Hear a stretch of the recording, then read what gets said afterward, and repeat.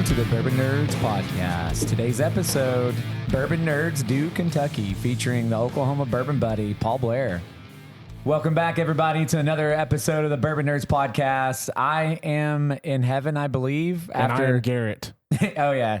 I'm your host, Cody, and we've got my co-host over here. He said, I'm in heaven. I go, I am Garrett. He just kind of threw me off. He's just like going in there, just all gung-ho. I'm excited. I'm excited. Hey, there's to two record other this people episode. here, Cody. Yeah. Dang, all boy. right. So, well, you got knows co-host Garrett. Paul, go ahead and introduce yourself, buddy. What's up, man? Paul Blair. Yeah. Glad to be here. Mall Cop. Pull your mic down just a hair there. Yeah. Yeah, just so, I mean, I can hear you, but just so it's kind of, you want to center it at your mouth. So. Got it. All right, well, welcome back to another episode of the Bourbon Nerds podcast. We had a phenomenal week in Kentucky. I don't even know if it's real. My brain still hasn't even processed it yet. This is going to be a little bit of a unique special edition episode. Obviously, this is our first time that we've been in Kentucky, and it did not disappoint, fellas.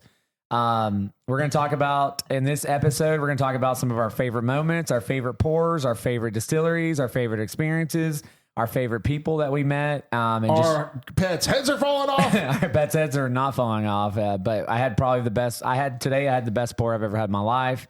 A couple of them, to be honest. This trip has just been magical. It's like we went to Disneyland and it lived up to Disneyland the for expectation. adults. Yeah, 100%. So, Paul, what do you think? How did you feel just on this trip, just in general?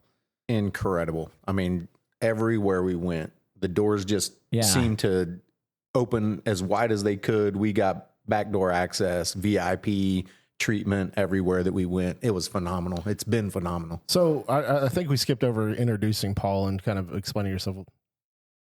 I mean, did you? Well, he threw it in. Did you get to like? Paul, I'm a little south of Tulsa, so northeast Oklahoma, on the bourbon scene. Been in it for couple of years. Met these guys down in Denison, Texas, like probably 2 years ago. Shout out Apollo, although we have a new owner. But which we haven't met yet. So I'm looking forward to meeting him, and hopefully he's, I don't know if he'll be as cool as Manny, but hopefully he's a cool dude. Yeah, hopefully, because it really has brought a lot of us together. But Man. Yeah, go absolutely. ahead.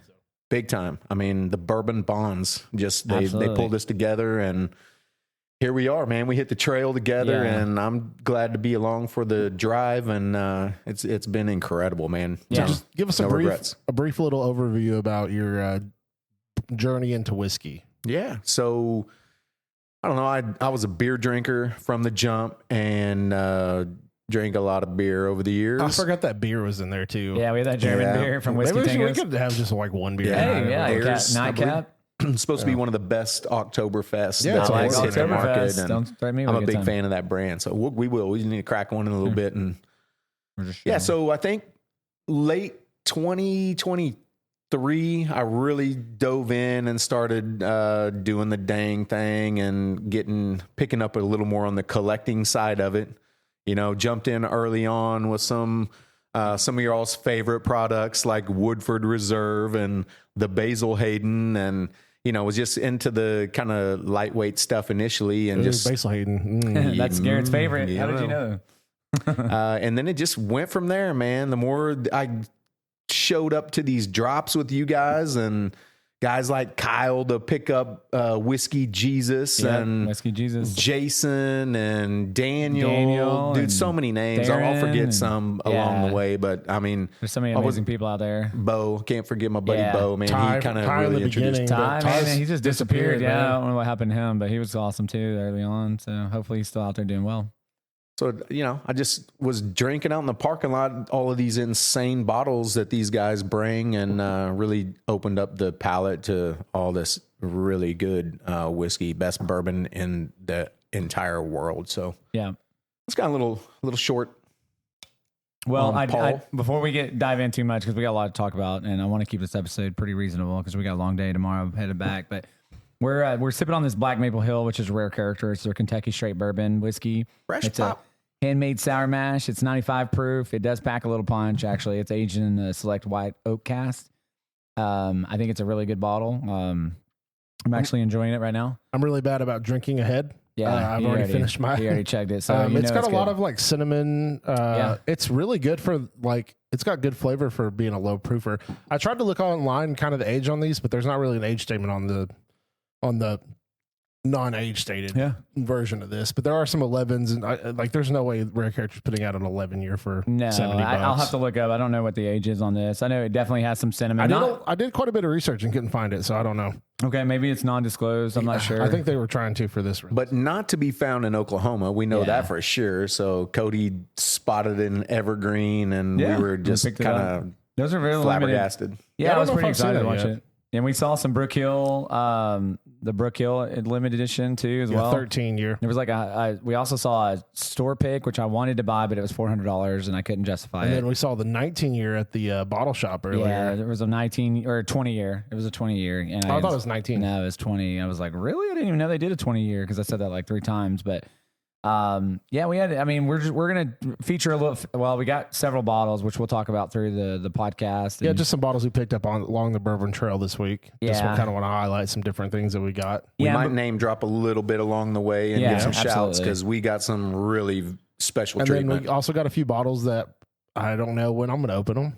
Yeah. Actually, which is weird for Garrett. Yeah, that's not normal, man. Because we got to try. I am curious about the Michter's. I might end up opening that on this episode just to try because I just don't remember. And I hope so. 2 things in this episode before we dive in. Number 1, I want to thank Paul for being awesome this week, driving, taking pictures, being kind of like our manager, I guess. I don't know, like whatever, just helping us out. Production manager. Absolutely, it was great. My pleasure. And also, like, I don't think people would have believed us on this trip if we didn't have another person with us. Can I get a witness? Yeah, can I get a witness? The glove don't fit, you must have quit. Also, Paul's passion really kind of got us into some back doors, and we'll talk about that here in a little bit too. And then secondly, which I can't remember exactly what my second point was. I remember. I don't remember. Don't worry. It's been a long week, a long day. A lot of late nights, a lot of early mornings. I think last night was the first night I actually got some sleep and somehow still woke up at 6:45 in the morning. Yeah, he was walking out, and I went out for a walk this morning, and he was like slacker, and I'm like, I was like, I thought we were leaving at 9. I guess not. Cody's just now doing his walk. Yeah, so we got everything we wanted to get and had a great experience. No, and there was none of the places even opened really. There wasn't anything in Old Forester.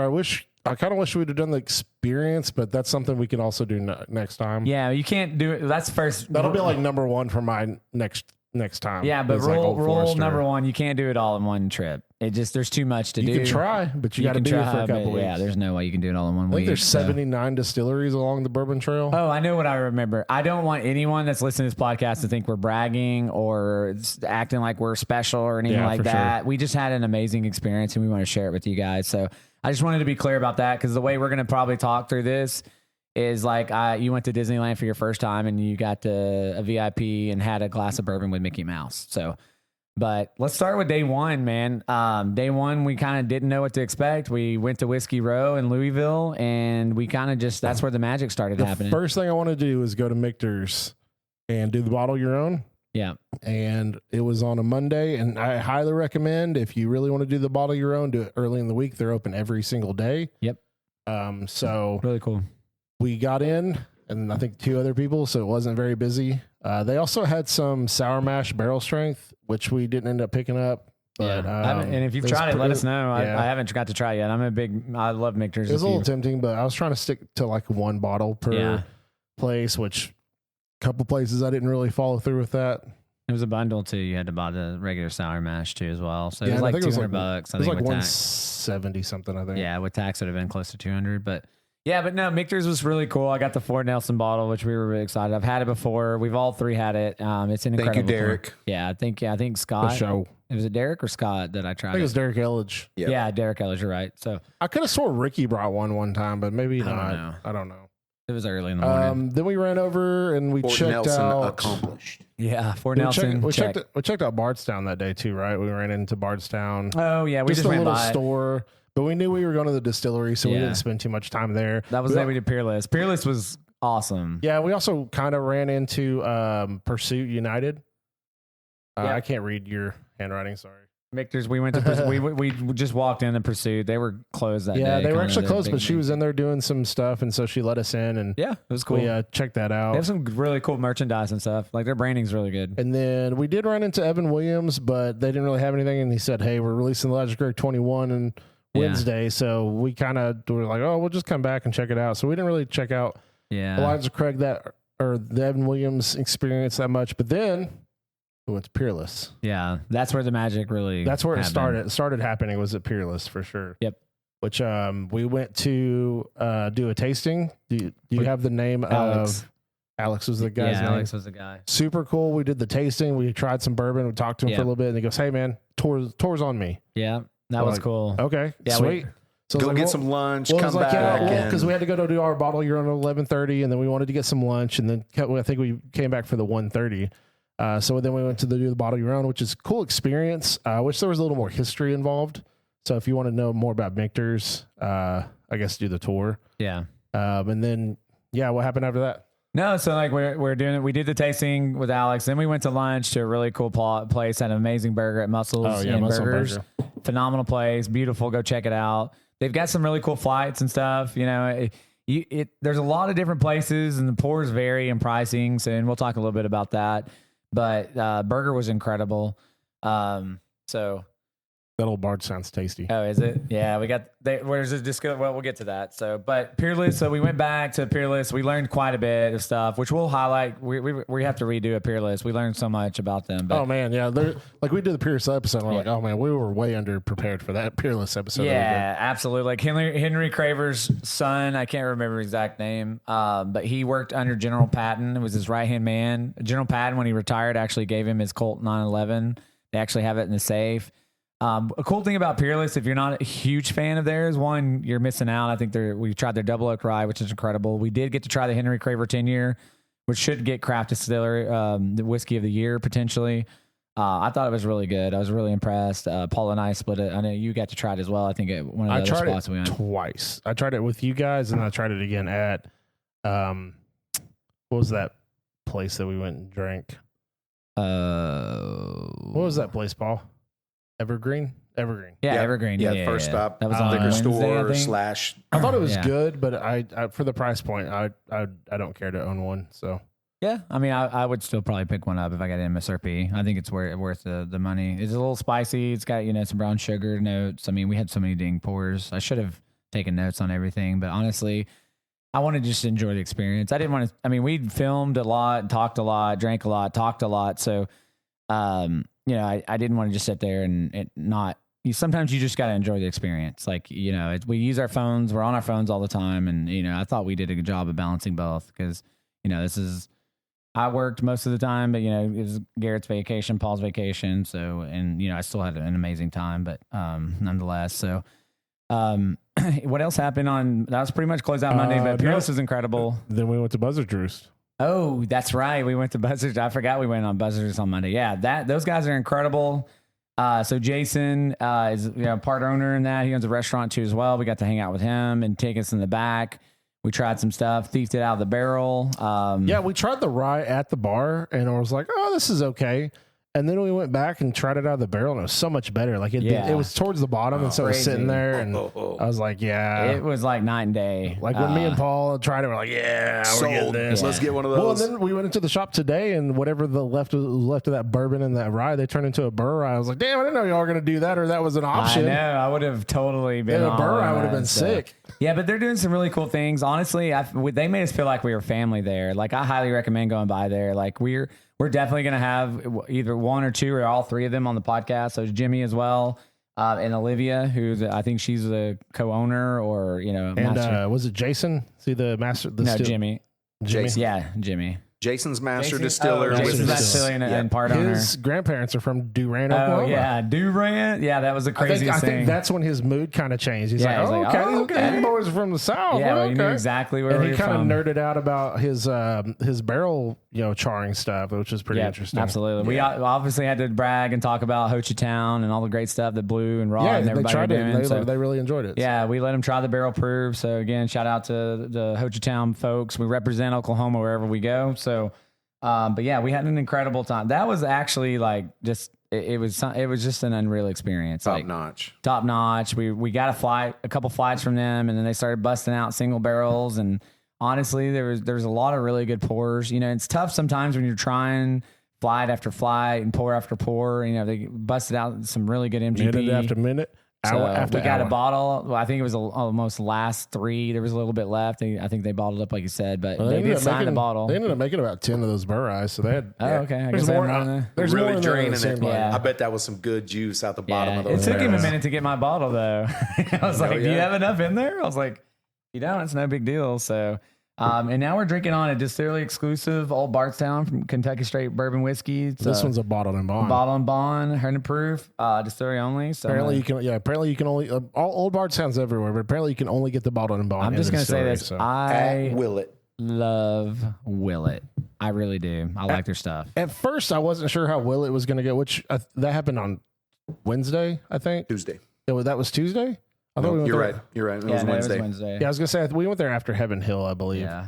Which, yeah, okay. We'll talk about Willie here in a minute. I don't want to get too ahead of everything. So, but- anyways, I got to talk a little bit because I already apologized on camera, which he got, but I have to apologize to both Paul and Garrett. I was like, we're not going to get anything at Buffalo Trace. that We was don't need to get there Tuesday, early. So we're moving on to Tuesday, and I was giving him. Actually, I was razzing him up a little bit. I was hoping we got something. We ended up getting a 4 grain. Or grain. Which is incredible. Garrett got one earlier this year. So yeah, I'm gonna trade mine for a cured oak, so I'll you have gotta- both of them. Yeah, that'll be Nice. great. Even though the 4 grain I know is better, I still want to have. 4 You grain already gives got you a that great locked note. down? Yeah, Yeah. Nice. He said he'd do it. So Sweet. Yeah, but Buffalo Trace was pretty awesome. Really good experience. Carter was our tour guide. He did a really good job. Really young guy, but I feel like he's been doing tours since he was 3 years old almost. yeah, he's been doing it since before he was 21. Yeah, before he was 21, he didn't even And, tell people about it. He said he's finishing school, I think this next year or Yeah. whatever. And he wants to do marketing and stuff for Buffalo Trace, Yeah. and so That's cool. He was fun. He had a good dad joke. I mean, he had a lot of fun just on the tour. The Buffalo Trace whole facility is beautiful. I mean, we got to see people packaging Blanton's, and I mean, we've got some amazing content you guys are going to see. I don't really know. One of the coolest things outside of that is when old Garrett had to take a little bathroom break, and we. I like point out to Paul, I'm like, oh my God, there's Freddie Johnson. So I thought he was kidding. I thought he was just saying it. I look Just over saying- and there goes Freddie. yeah, Freddie goes upstairs. So they're doing, I guess, a private tour or I don't know what experience. So I see Paul running up. I'm like, all right, I'm going to follow Paul. So he's standing out Chase there. him down like paparazzi. Yeah, paparazzi. For Oh, sure. we didn't have our bottle. I was about to say you didn't Yeah, even we let him didn't sign have your 4 grain, but yeah, you didn't have No, we didn't. I have had it. that single project in my pocket and I got so got fanboyed out. fanboyed I out, couldn't yeah. even get my bearings right. So And we we were got- just like, oh, we Freddie. got a bottle signed at the Freddie Johnson. Yeah. Talked about the someone say whiskey deal in Dallas with Yeah. the Double Eagle Rare, and he We talked about him going to see Steve Ackley at the ABV barrel shop or his retirement thing. So that was pretty cool. Name dropped a little bit there. He really just shoot the breeze with us a little bit. Like we just hang there, talked to him. He wasn't like he was rushing us or anything. He's like, yeah, you guys boys. He's talking about him and Steve and I forgot the other guy's name. It was three amigos. And we're like, man, you're such a good dude. And thank you for everything you do. And he was just one of the most amazing human beings you'll ever meet in your life. If you ever get a chance to meet him, or if you have an opportunity to try to go meet him, absolutely take advantage of that. He's just an incredible human being. super so. solid guy, approachable, just nice. Yeah. I mean, so sincere and great dude. Yeah, they had a lot of Blantons that were going overseas, by the way. I guess the Japanese people, I don't know, Japan, I don't know where it is. European. They had some Japanese I'm not stuff that was sure. going on. Tons of international Weller, pallets. we saw like were- 100 pallets of Weller Full Proof.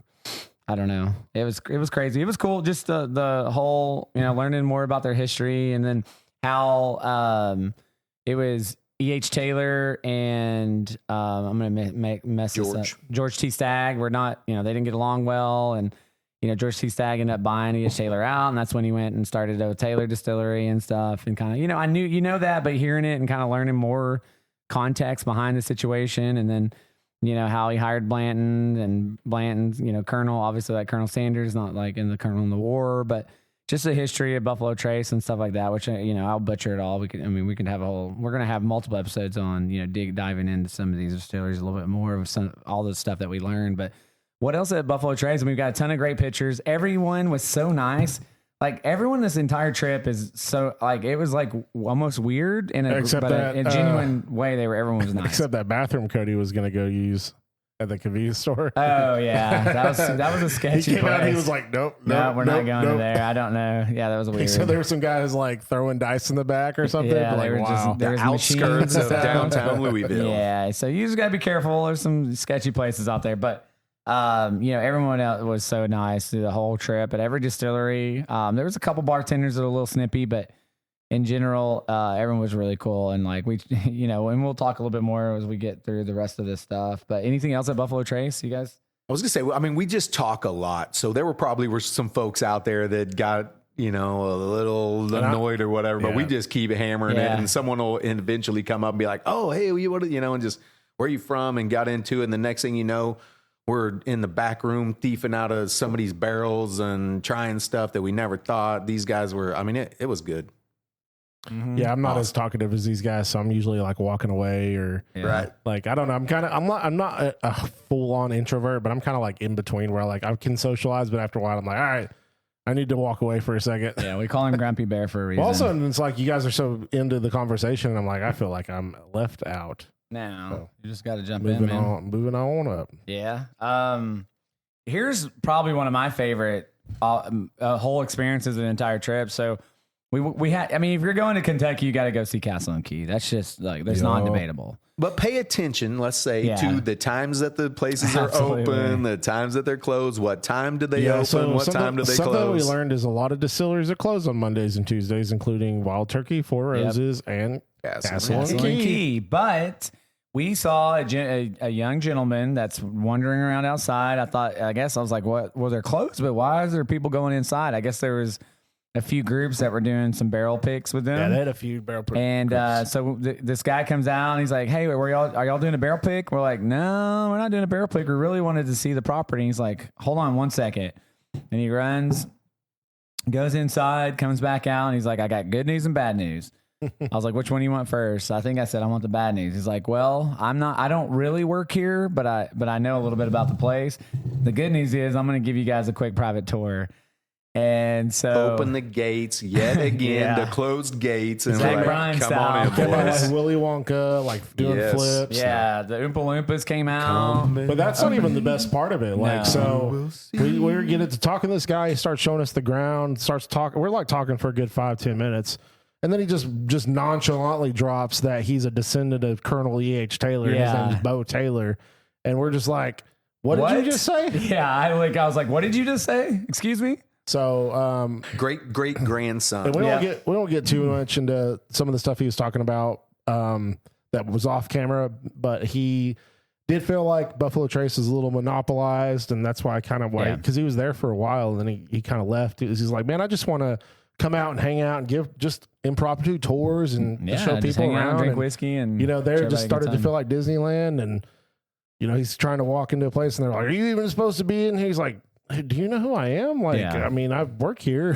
Just trying to show these people around on the campus and so get them into it. He's been there for a while, and I don't know exactly what he does there, but hey, he's a cool The fella. guy opened the gates, I mean, totally unpretentious, walked us through the entire property, took us into the gift shop, the whole thing, and really gave us a VIP. And it was so nice too. Like, and all amazing. these experiences will be on camera. Like, so this will come out Monday. We have a couple videos out now, but over the next month there will be some videos coming. So because we did a lot of stuff. Yeah, and we saw a lot. Stuff. Like my eyes were. I was struggling to. And now, Castle and Key, you're probably like, well, they don't make the best stuff. I haven't had their stuff in a while. I know it is getting better. Their rye sounded amazing. I wish I would have been able to. We were going to try to do a tasting. They were going to take us into the Rick House, but it was locked. It was locked. It was like super locked. Well, and they weren't open, so we didn't want to push them our buttons too much. We had such an awesome time just learning and seeing the beautiful grounds. It's so beautiful out there. Like they have a huge little creek or whatever running out there, and like the castle looking. It's gorgeous, man. It's a photo geek's dream. Trust me. Do not come to Kentucky and not go to Castle and Go Key. hit that castle. Yep, absolutely. But then we also found out on the way when we were leaving that the Stave, an amazing little Little restaurant. Hole in the Wall dive spot was also closed on Tuesday. which is a really popular place. They've got a ton of pours. But spoiler alert, we did go back. But Yes, we did. We'll get to that point. And then after, But we did find Garrett found us another excellent the Cliffside spot. Diner. Cliffside. That Dude, was, I got a I'm not chili gonna lie, burger. dude. I think that was my favorite burger out of all the ones I had. Hole in the Wall. I loved that. Do you I count super Bardstown kind of as a burger or no? Because that wasn't really a burger. that muscle. Well, you're What did we you're get talking at tiny Bardstown? I was dive trying to- bar We got place. it was like rib. It was like, It was the okay. smash burger. I thought that was incredible. I thought it was all right. I liked it Brisket, a lot. right? Yeah, Dude, it I was just like love. briskets I don't know. and I a just smash think I like burger. that home style burger. No, I had the But chili also, burger. It I was think incredible. I think that the patty was seasoned It was a lot seasoned better. really well. Hey, we're talking. Sometimes smash burgers can lose the flavor. If Well, they have like 6 That tables chimichurri in the sauce was place fire. altogether, maybe 8 bar stools Excellent up there. place, There was tons, it was pretty packed out when we went in. Yeah. Excellent food, excellent service. Yeah. Teeny tiny, but Absolutely would you got to recommend stop it. in. Now it's Beautiful cool property. spot. Yeah, Yeah, very cool I really spot. wanted to try the. Love diners like I really that. wanted Old to try school. the chicken fried steak, but it's like, Yeah. dude, I'm feeling a cheeseburger, man. No, it was good. I'm glad I got that chili burger because I used to love chili burger from George's, a place that was in Durant. Dude, the guy behind you, he got that chili and he was not feeling it. He So wasn't? yeah, he was like, I don't really like this. I was like, oh. I liked it. I don't know. Honorable mention to the beer cheese. Yeah. That beer Oh, cheese yeah. was really damn well, and good. I asked her if I could put that on my fries, and she's like, well, it'll melt. And I'm like, That's is that kind of what you want? yeah. That kind of The sounds fries good. to do is Yeah. you want them to melt on your fries, right? But it was not that style. It was No. thick. It was was chunky. It was delicious. spicy. That was a great I don't think spot. I've ever had a beer cheese that was spicy like that. It was great. I loved it. Yeah, it was a good spot. It was definitely worth stopping. Something unique and cool. It wasn't like some fancy place. It was just a nice food with a bunch of good food. Waitress is really sweet. So. Port? No, yeah, I was gonna say, have you guys poured the Four Roses? Oh yet? yeah, no. So this one's a really cool one.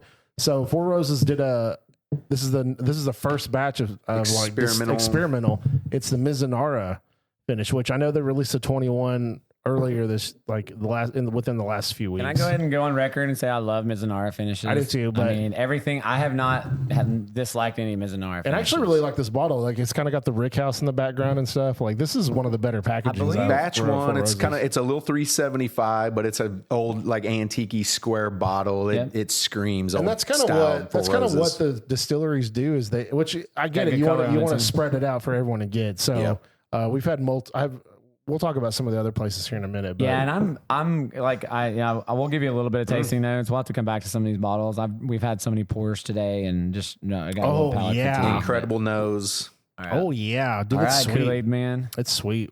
Did they give us an age on? Well, No, but it is an OBSK, I believe. Oh Let my me- gosh, let yeah, me that is just- really good. I have it pulled Holy up right cow. here. So it's an experimental series #1 Mizunara cask. Yum. It's a first ever cask finished bourbon from Four Roses. So that's cool. Like, we got the first Yeah. thing. batch one That ever. is It was sweet. released July 30th, so it's been there for about a week. It's good. It's a 6-year OBSK recipe bourbon, and it's finished in a rare Japanese Mizunara oak, bottled at 104 proof, priced at $55 for a $375. Yeah, it's got a little pepper, a little bit sweet oak. I mean, That was one of the more affordable little 375 distillery snags that Which we it doesn't picked up. say Yeah. how long they finish it in the Mizunara, but it is a 6-year-old, and then it's finished in. so we had a couple so. little really good pours. They were really nice at Four Roses too. We asked if we could record. Lady went in the back. She was like, "Yeah, you guys can record. Just don't bug any guests or whatever else." We had some really cool pours. I had the limited edition 2023, which was incredible. I think the only thing is the Mizunara to try it at the bar was $25, and this is Yeah. a $55 Doesn't bar. make It's like sense. why? That Like, did not why? make sense. Yeah, and and that's kind of we can talk maybe in last call or like some of the recap. Like some of the distilleries were just like the prices were ridiculous. Like And then some were really good. yeah, some are excellent. Like take advantage while people are there. Like I don't know how many bottles we bought just because we got to try it. Like Green River, like Jim Beam, and several other places. Like, and if I hadn't, obviously got to try the Fort Nelson, I probably wouldn't have bought that bottle specifically. But I love Victor's. I'm glad we did it. It's delicious. It's got It's a little amazing. spice to it now. Yeah. So It was sweet. Now it's a little spicy. I like it. yeah. Then we went to Paul's favorite distillery. Yeah, these guys were kind enough to appease me, We did. and We we did. drove out It's a into sacrifice of makers. to the beautiful grounds, and we hit up the Woodford Reserve. Yeah, it was beautiful. campus. Beautiful campus. Didn't have a whole lot of release stuff out, but No. we got to try the Baccarat. Yeah. That was I'm kind of surprised but they didn't have the red corn there, right? They had what'd they have? Was it a we port tried finish? the red corn there. Yeah. We tried the red but corn. they did not have it for sale No, there. they I think didn't they had have like it a sell. port finish I or would've something, bought right? it. Is that what it was? Yeah, I think so. So I actually would have bought a bottle of Woodford. That red corn was really, really good. To be fair, it was available at Evergreen. Evergreen. I know. I was $3.75. trying to talk myself into buying that Brook Hill. Farm. Yeah, that's fair. Yeah, and that was. I think that bottle's gonna sit for a while. I do in some too. places. It's just expensive. I don't even think it's worth it. I mean, it's probably really good, but I think he's got a little FOMO. yeah. So you guys did the flight. That's okay. We all right? get FOMO. What was it? There was a rye on there. What was the other couple that was on? Yeah, the barrel proof flight? rye is barrel proof super rye, spicy. It's pretty Master good. Collection. The red corn. What else? Do you know the age on the barrel proof rye? Did I take a picture? I might take a picture. Yeah, we I had the think it red was like a corn. mix I know we of- tried the Baccarat. It was cool. We got to try it. Definitely overrated for the $2,000 bottle, but it Yeah, was a cool little pour. It wasn't bad. I mean, it was the kind of juice was sweet. good. Sweet Kinda had a bottle, sherry, but juice was loose. like sweet finish kind of thing to it. I don't even know everything that's in it, but I'm really glad we stopped at Woodford. You know, I'd like to do the tour. You have to take a bus and everything. They really won't let you walk the ground, so we didn't get as much content there. But they have a really nice little gift shop and a little outside area you can have your pours. So pretty cool spot. You know, and I'm really glad I got to try that red corn. I may never find one again, but really cool bottle. Paul, did you take a picture of Woodford of the pours that we got? I think I I did. thought I did, but I'm not seeing it. You know I did. So we'll come back to that here in a second. Yeah. 'cause Then we went And then hunting. we went hunting. Yeah, and we found a banger. Actually, we bought a bunch of bottles, but we found the prize of the day or trip, or I don't know. Oh, is this when we went into Kroger? Yeah, it's Kroger. Yep. We were Oh, walking we by, didn't- and I looked down in the basket, and there's There's three. Russell's Reserve 45th anniversary, and let me tell you, that baby is phenomenal. That Russell's 13, baby. Is another bottle that's better than Gold Foil. Yes, I said it. There's another bottle that's better than Gold Foil. You don't have it? No, Okay. That's okay. Okay, no worries. I got you yeah, guys then at the table, but I can't see. And then we what sat there and we tried. talked to Doc for a little bit. Yeah, Doc was really cool. He's been featured on some Bruzel. Bruzel videos.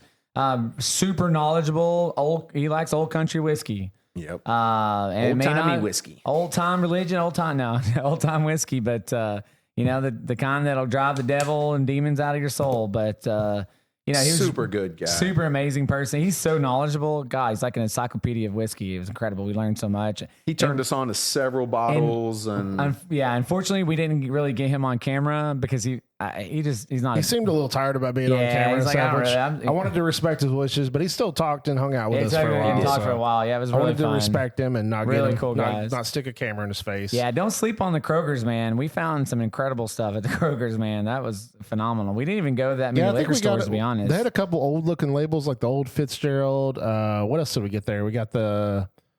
Is that where we got? No, not the World Barge. What else did we I get got there? the Cast Strength Maker's Mark. The very new old one. Barton. I think Very you old grabbed a Barton. very Very old old Barton, Barton. 100 proof, And, yeah. Yeah, Bottom I'm bond? freaking looking at it. It's right there. Yep. It's very so it's old. old. You know, I mean, we found some under $20 bottles that he's Yeah. like, "Yep, you need to try this Gotta one. You take got to it. do this one for this price." We're like, "All right, we'll do that." And, All right, and all right, everything all right. that he was telling us matched up pretty well to everything we knew. And That Four Roses Miznar is.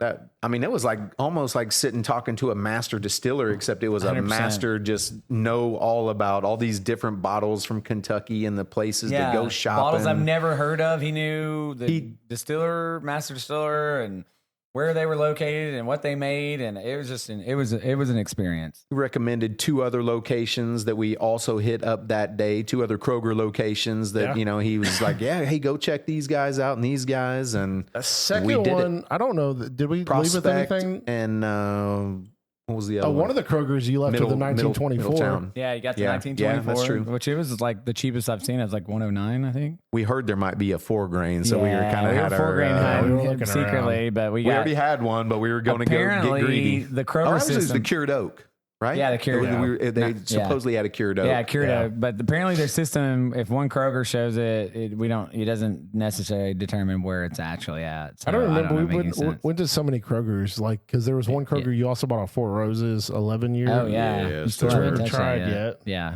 Yes, sir. Wink. And then there was another one. We will. We will. We will. And then there was another one that had another one. The Starlight. Was that Tuesday or Wednesday? When was that? That was same day. Same day, baby. So we walked into there and actually was walking out because I'm like, oh, there's nothing here. Yeah. So Paul, this is Paul's. Yeah. Well, thank God two for big Paul. finds. Yeah. It was the smallest of the selections that we. There was like a basket covering it up. Found. They had the glass case. They had a very small, basic Jim Beam, Fireball. They had like that kind of stuff. And as we were walking back out, I just had to go give that glass case one more look. And I just saw this little blue box down in the corner. Had to ask the guy, I was like, hey, can you mind if we check this out, see what this is? The guy didn't have a clue. He was not a whiskey guy. He was not a doc. He pulls it out. These guys are like, oh, I think this is what I think it is. Yeah. And I'm like, I have no idea what this is. I think this ball's a couple $100. I saw the Starlight on there. And next thing you know, Star Bright. He's like, oh, yeah, let me see what we got here. And 10-year Starlight. Beautiful bottle in this beautiful box, and I'm nervous at this point because we bought so much whiskey. For the record, MSRP is $249. $249. Take it up to the register. Hey man, can you check this out? The bottle won't scan. He's typing the numbers into the system, and he pulls out this $89. I looked at Garrett. What? I looked at Cody, and I said, "Oh man, I think we might want to jump." Cody's like, "I'll take 2 if we can," and.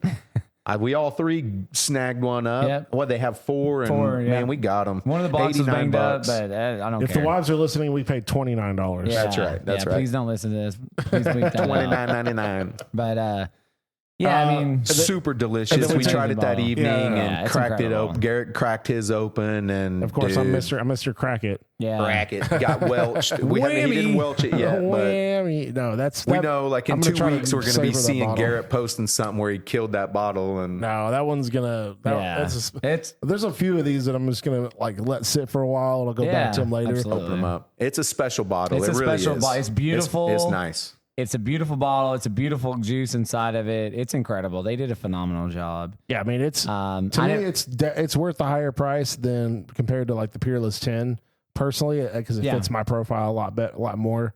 It really checks a lot of boxes, hits a lot of the spots that I really like. And this is a 2025. It is the batch one, 2025, which is supposed to be the better one, but I don't know. I've kind of seen some good reviews on batch 2. So I don't know. It was an incredible find. That was probably the find of the entire trip. We've got another really awesome bottle. That it was the best that's not bargain whiskey, but that was the best price point value thing that we found over the trip. Yeah, for sure. Yeah. We found tons of great goodies, but absolutely for $89 for a $249, come on. Yep. Did we do anything else that night? We came back after several stores and we picked us up a little food and came back and crashed. Yeah, that was a lot. We talked to Ken at Evergreen for a while. It was cool. Yeah, we did. He was telling us about. You got the. That's where you got the Maple Hill. Yeah, that's where I got the Black Maple Hill. You're right. We did go to Evergreen. After we hit the Kroger's, we went to our first Evergreen. We pulled in there. Yeah. It was a newer store, a new build. They had a lot of good stuff. They were a little shy at first, to be honest. We were looking to get some recording in. They wanted us to call and talk to ownership. He said we couldn't record, and then we had to talk to the owner of the stores, and then later on we found out that was bullshit. But he hooked us up. He gave us the numbers and the little more that we got to talking to him. He opened up and was showing us and telling us about all the crazy bottles they had in their we don't little like your kind taster around. bar. No, he was really cool. Now they also have President's Choice happy hour half price pour Wednesday there, but I don't recommend to try that one. They had all kinds of stuff. They had Blanton's Gold. They had President's Choice. They had the 117s. There was some other stuff on the shelf. I'm just not thinking of at this moment. I mean, they had everything. They had Pappy. They had all kinds of crazy stuff. I almost pulled the trigger on a 117. I'm glad I didn't, because the actual 117 I wanted ended up being at Old Forester. Yeah, so for sure. Very excited about that. Yeah, that was a fun. I think that was the Prospect, if I remember correctly. Yeah, you're correct. To me, I actually tried the Prohibition at Evergreen on Wednesday, and it's good. But the one I really liked was the 1910 extra aged, and which I think at the bar it was just extra aged, and the one I got is extra aged. So we'll find out which one's better. But that's the one I really liked, and so that's the one I ended up getting at Old Forester today. So. So yeah, then Wednesday. Yeah, we Wacky left Wednesday. Early. We got to Heaven Hill early. Yeah, we got to Heaven Hill. We were first in line to come up empty-handed. Well, we didn't come up empty-handed. We ended up getting a grenade. And it's a beautiful facility. And they only release one case of that a day or something. Yeah, absolutely. If you go to Heaven Hill, get a hand grenade. They're behind the register. But didn't really have much else. I mean, they had some Old Fitz 7, I think, out there. They had Rittenhouse 10-year. Rittenhouse 10-year, yeah. But the Evan Williams had all that. Oh, I don't know if they had the Old Fitz. They did have the Rittenhouse 10 is everywhere. Yeah. It's a great bottle. I love really that bottle. It really is. Bardstown. It was fun. Yeah. I mean, it wasn't disappointing because it was and it really was an amazing campus as well. I mean, beautiful, pristine from the time that we went into the road out. I mean, it's pretty amazing. Gearing up to drop that Old Fitz on Saturday, which is tomorrow for us. And they're going to drop that. So unfortunately, we got to leave town tomorrow. We got a 10-hour drive. So. They had a cool little museum inside of it that was really neat. Oh yeah. Their museum setup was pristine. It was real. They did a really good job. It's free. You can go in there.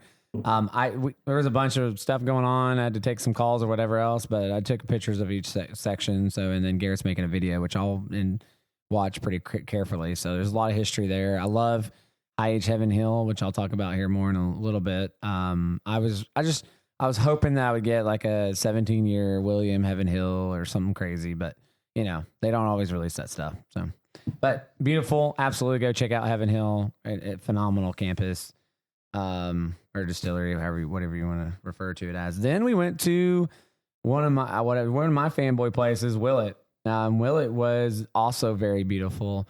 We met bartender Jasmine. She was really cool, talking to us for a while. Kind of a rough start at Willett personally, because I walked in and she goes, "Oh, we don't allow filming here," and I was like, "Oh, okay." Not at all. Well, what are we talking? Nope. I, of course, I filmed all outside. I don't care. I'm using that footage. Yeah, for sure. But she said they don't allow, and they even had signs up. Which I don't know why. There's nothing special. No, there's nothing. Like, oh man, I got to backtrack a little bit because this carried our whole throughout the whole dadgum day. Bob. We did. Don't forget about Bob. Sorry, Bob. Man, we were at Heaven Hill. Oh, that's kicking right. it. It was me, Cody, and Garrett. We were just hanging out for a little while, and here comes this dude in a Jeep, and we met Bob. Yeah, Bob from North Carolina, Asheville. Shout out to Asheville family. Bob kind of tagged along and anchored our whole day. Time, man. I mean, they finished the day with us. Amazing dude, can fix anything. It was just like kind of like what you see Bruzel like going around hunting with people. It's just like pick up somebody, and next thing you know, like 4 stores Bob's in, cool. And there was Bob with us. Yeah, I stole his joke too. Great dude. I've been using that the last couple of days. We'll talk about Jill a little bit in a minute. Yeah, but absolutely. Bob started at Heaven Hill with us. Went to Willett. Yeah. I think every spot that we went. And Willett, we got that old Bardstown bottled and bond. Yeah, we also go ahead. Well, I was gonna say they didn't have any higher aged purple tops or rye, but no, they did have a really cool 2-pack with the 4 years. Yeah, like glasses, a box, and it was like $150 or something. It was really cool. Value. Honestly, if I didn't have both bottles and was like really trying to conserve my funds, I would have bought it. But I think Bob ended up buying it. It was very really small cool, bottle shop all the way around. Yeah. Not a whole lot to choose from, but they had a really nice little bar that was right there. Yeah, Jasmine, Jazzy, cool. She hooked us up. Yeah, and we got to try some. I definitely want to shout out Pure Kentucky. Yeah, that's exactly what I was going to say. Man, good call. Which that's at spec, so I'm going to go grab one. Probably going to be a new daily drinker for me. It is really it's good. Like, it's $40 a bottle or something. 40, 45. It's supposed to be apparently the OG Willett mash bill. They 107 proof. I had no idea. I've been sitting on one for a while, and I just thought, well, this is a Willett bottle. I like the cool look of it, but now I'm going to crack that sucker and get into it because it was delicious. It's a delicious bottle. That was the one pour at Willett that we had was Pure Kentucky. Pure Kentucky. You're going to hear us talk a lot more about Pure Kentucky, I promise. Some of these pour prices are just a lot. Yeah. And don't knock it. Not every, purple tops are awesome. Yeah. But incredible. There are incredible pours out there for $35, $40 in those bottles. And, you don't know. Find the good stuff, man. That's all that matters 100%. Is the juice. I agree. I'm passing this jug around. Yeah. So the grounds there, though, I mean, Willett, it's fairly smaller than some of the others, but man, you talk about a beautiful campus as well. It's super old. They've done some expansion stuff in the last few years, and it really was a really nice spot. Yep. Super glad beautiful. we went. I'm so glad We didn't get no went. purple top. That no, we was an didn't. important place for me because I am a purple top fanboy. But to I be know they're fair, expensive. I did To be get fair, I have gotten a high age purple top and green top recently, so I'm not upset. Oh my! Let me brag. Are you all right if I brag a little bit? those are Yeah. incredible. 2 bottles that Garrett brought from Oklahoma to Kentucky for us to sip on. 14-year purple top. Don't remember the name of that one. The left turn or something. The turn. It was incredible. And then he got a 12-year green top rye that was phenomenal. And then he whipped out some master distillery magic on us and did a little master blender over Garrett. here. I don't say 50-50. What do you, is it 60-40? What do you, I think I did a little bit more of the rye at first, and then it was a little rye, so I was like, oh, I'll add a little bit more of that bourbon. So it probably ended up being like a 55-45 kind of thing. try it. I'm just saying it was epic. And If you have those, just mix them, man. They're freaking amazing. It's incredible. was super happy in the last year to find those 5-year Willets. You know, I've had several of those small batch, the 123 proof, 124s, 125s, 55, $65 in our neck of the woods anyways for that purple top Willet. And we got some scoop that they were going to come out with a 5-year rye that she didn't necessarily say it was going to be a shelfer, but they are coming with a more approachable rye that I think everybody can kind of get into. Yep. And now we just poured this Green River, which we'll talk more about this experience later, but it's a Green River. I think it was like a 7-year, 8-month or something. So it's a little bit higher because I think the one today was like 6-year and 6.5.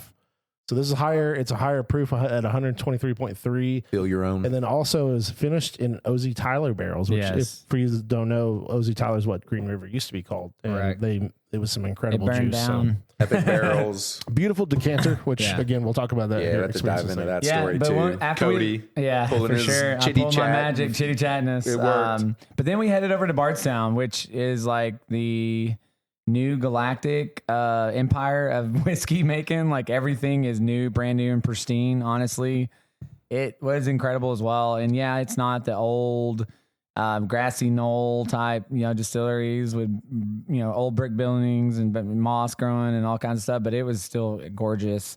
Beautiful. We got to try a couple bottles. And again, we're big Bardstown fans. We had talked to Bob. He's a big Weller guy. And I was like, have you ever had high wheat? And he's like, no. I was like, dude, you like 107? He's like, yeah, I love it. And I was like, well, you got to try high wheat.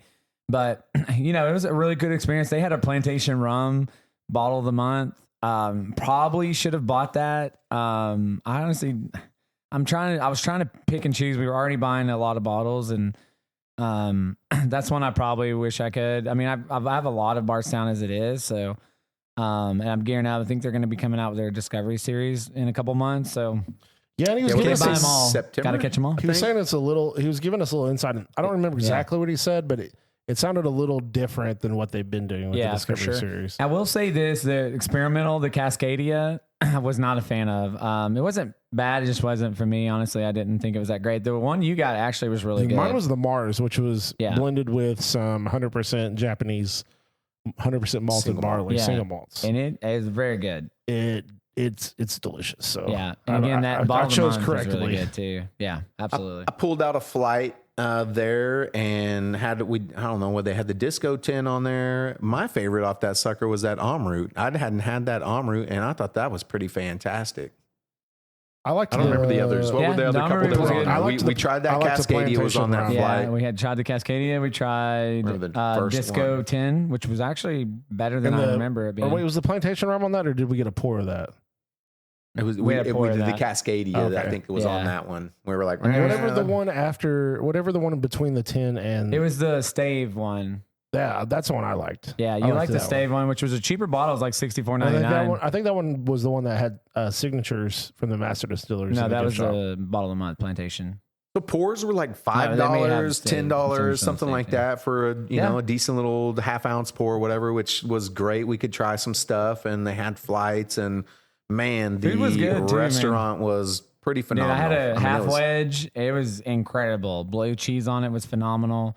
This BB Co that we had, it was like a rib made into a smash burger, which is chimichurri sauce. It was delicious. It was a little messy, obviously with chimichurri all over it, but Fries were incredible. Got them extra crispy like I always do. The Brussels sprouts. Oh God, dude, those Brussels sprouts! I forgot about the Brussels sprouts. Yeah, get the Brussels sprouts there. They were incredible. Bacon. Yeah, that balsamic vinegar, dude. It was excellent. It was. Is really anyone good. getting a pineapple-y note to this Green River? Sorry, I've been sniffing it. It's been in my nose for the last 10 minutes. Yeah, that's weird. Holy cow.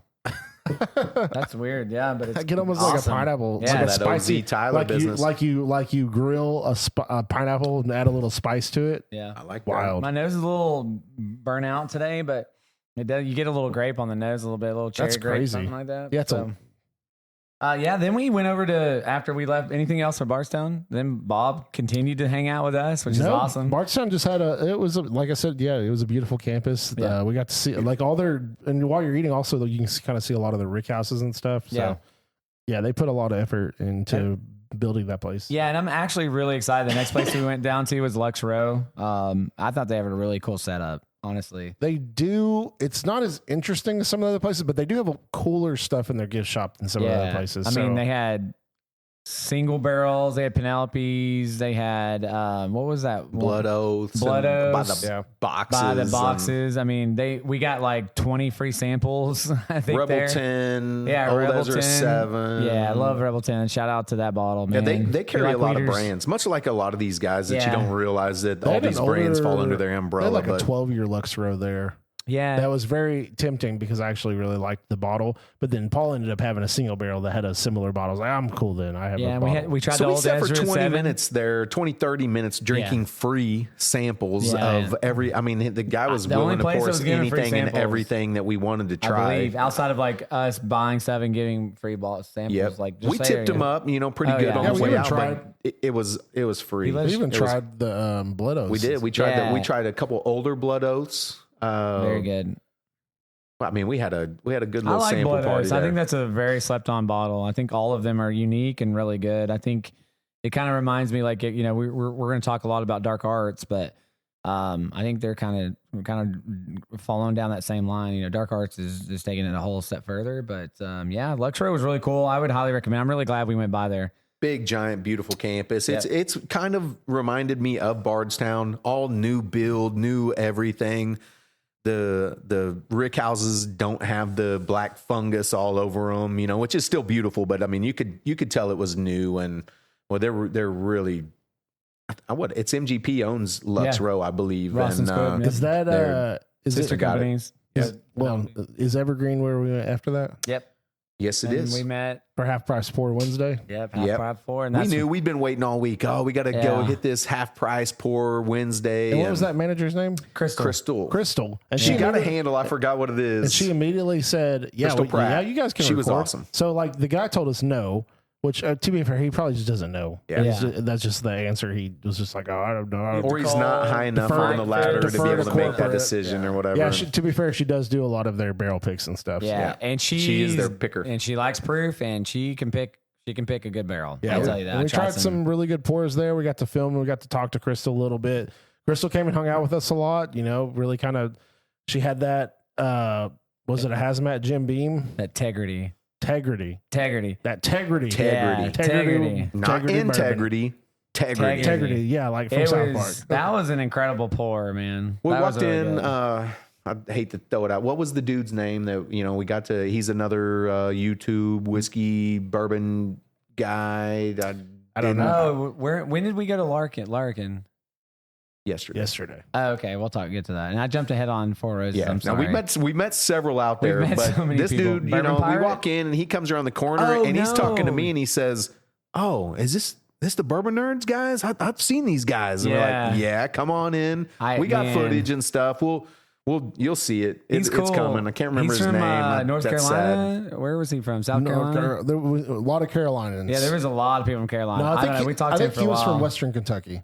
Okay, Maybe. yeah, you're right. Western Kentucky. He gave us a lot of great tips and places to Yeah. go and things to try It was out. really cool. And- And he was talking about Shoot. the Kroger drop and all that stuff. Yeah, That was, I can't think of his name though. So these guys, they're over Yeah. chatting it up and getting their footage, and I'm just we're kind of drinking walking Pappy around a little 15 bit. and Peerless But they 10, go over. King of King Kentucky. of Kentucky 17 Uh-huh. year.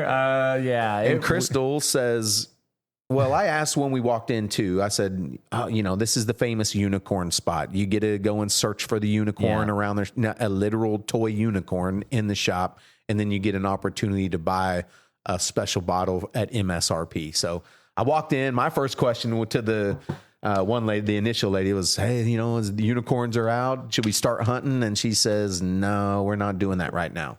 Super disappointment. I was like, "Oh no, we're here," and didn't happen. So we didn't get this on video, by the way. No, but we got into it for a few minutes. There's a reason why we didn't get it on video. Yeah, somebody disappeared like a ninja. So we're over there drinking, and Paul's like, "I want to get a CYPB. Screw these guys." Yeah, 100%. And dark on us. It passed up a beautiful opportunity to get that on, like Bruzel got that on video, and it was really. And I said, "Oh, that's really cool." Well, I didn't expect it. Again, like he didn't want us to know. The first lady told me no, they're not doing it, and then we got to talking with Crystal, and I made just like an offhand comment. Man, I can't believe we came in on this Wednesday and y'all don't have the unicorns. She's like, "What are you talking about?"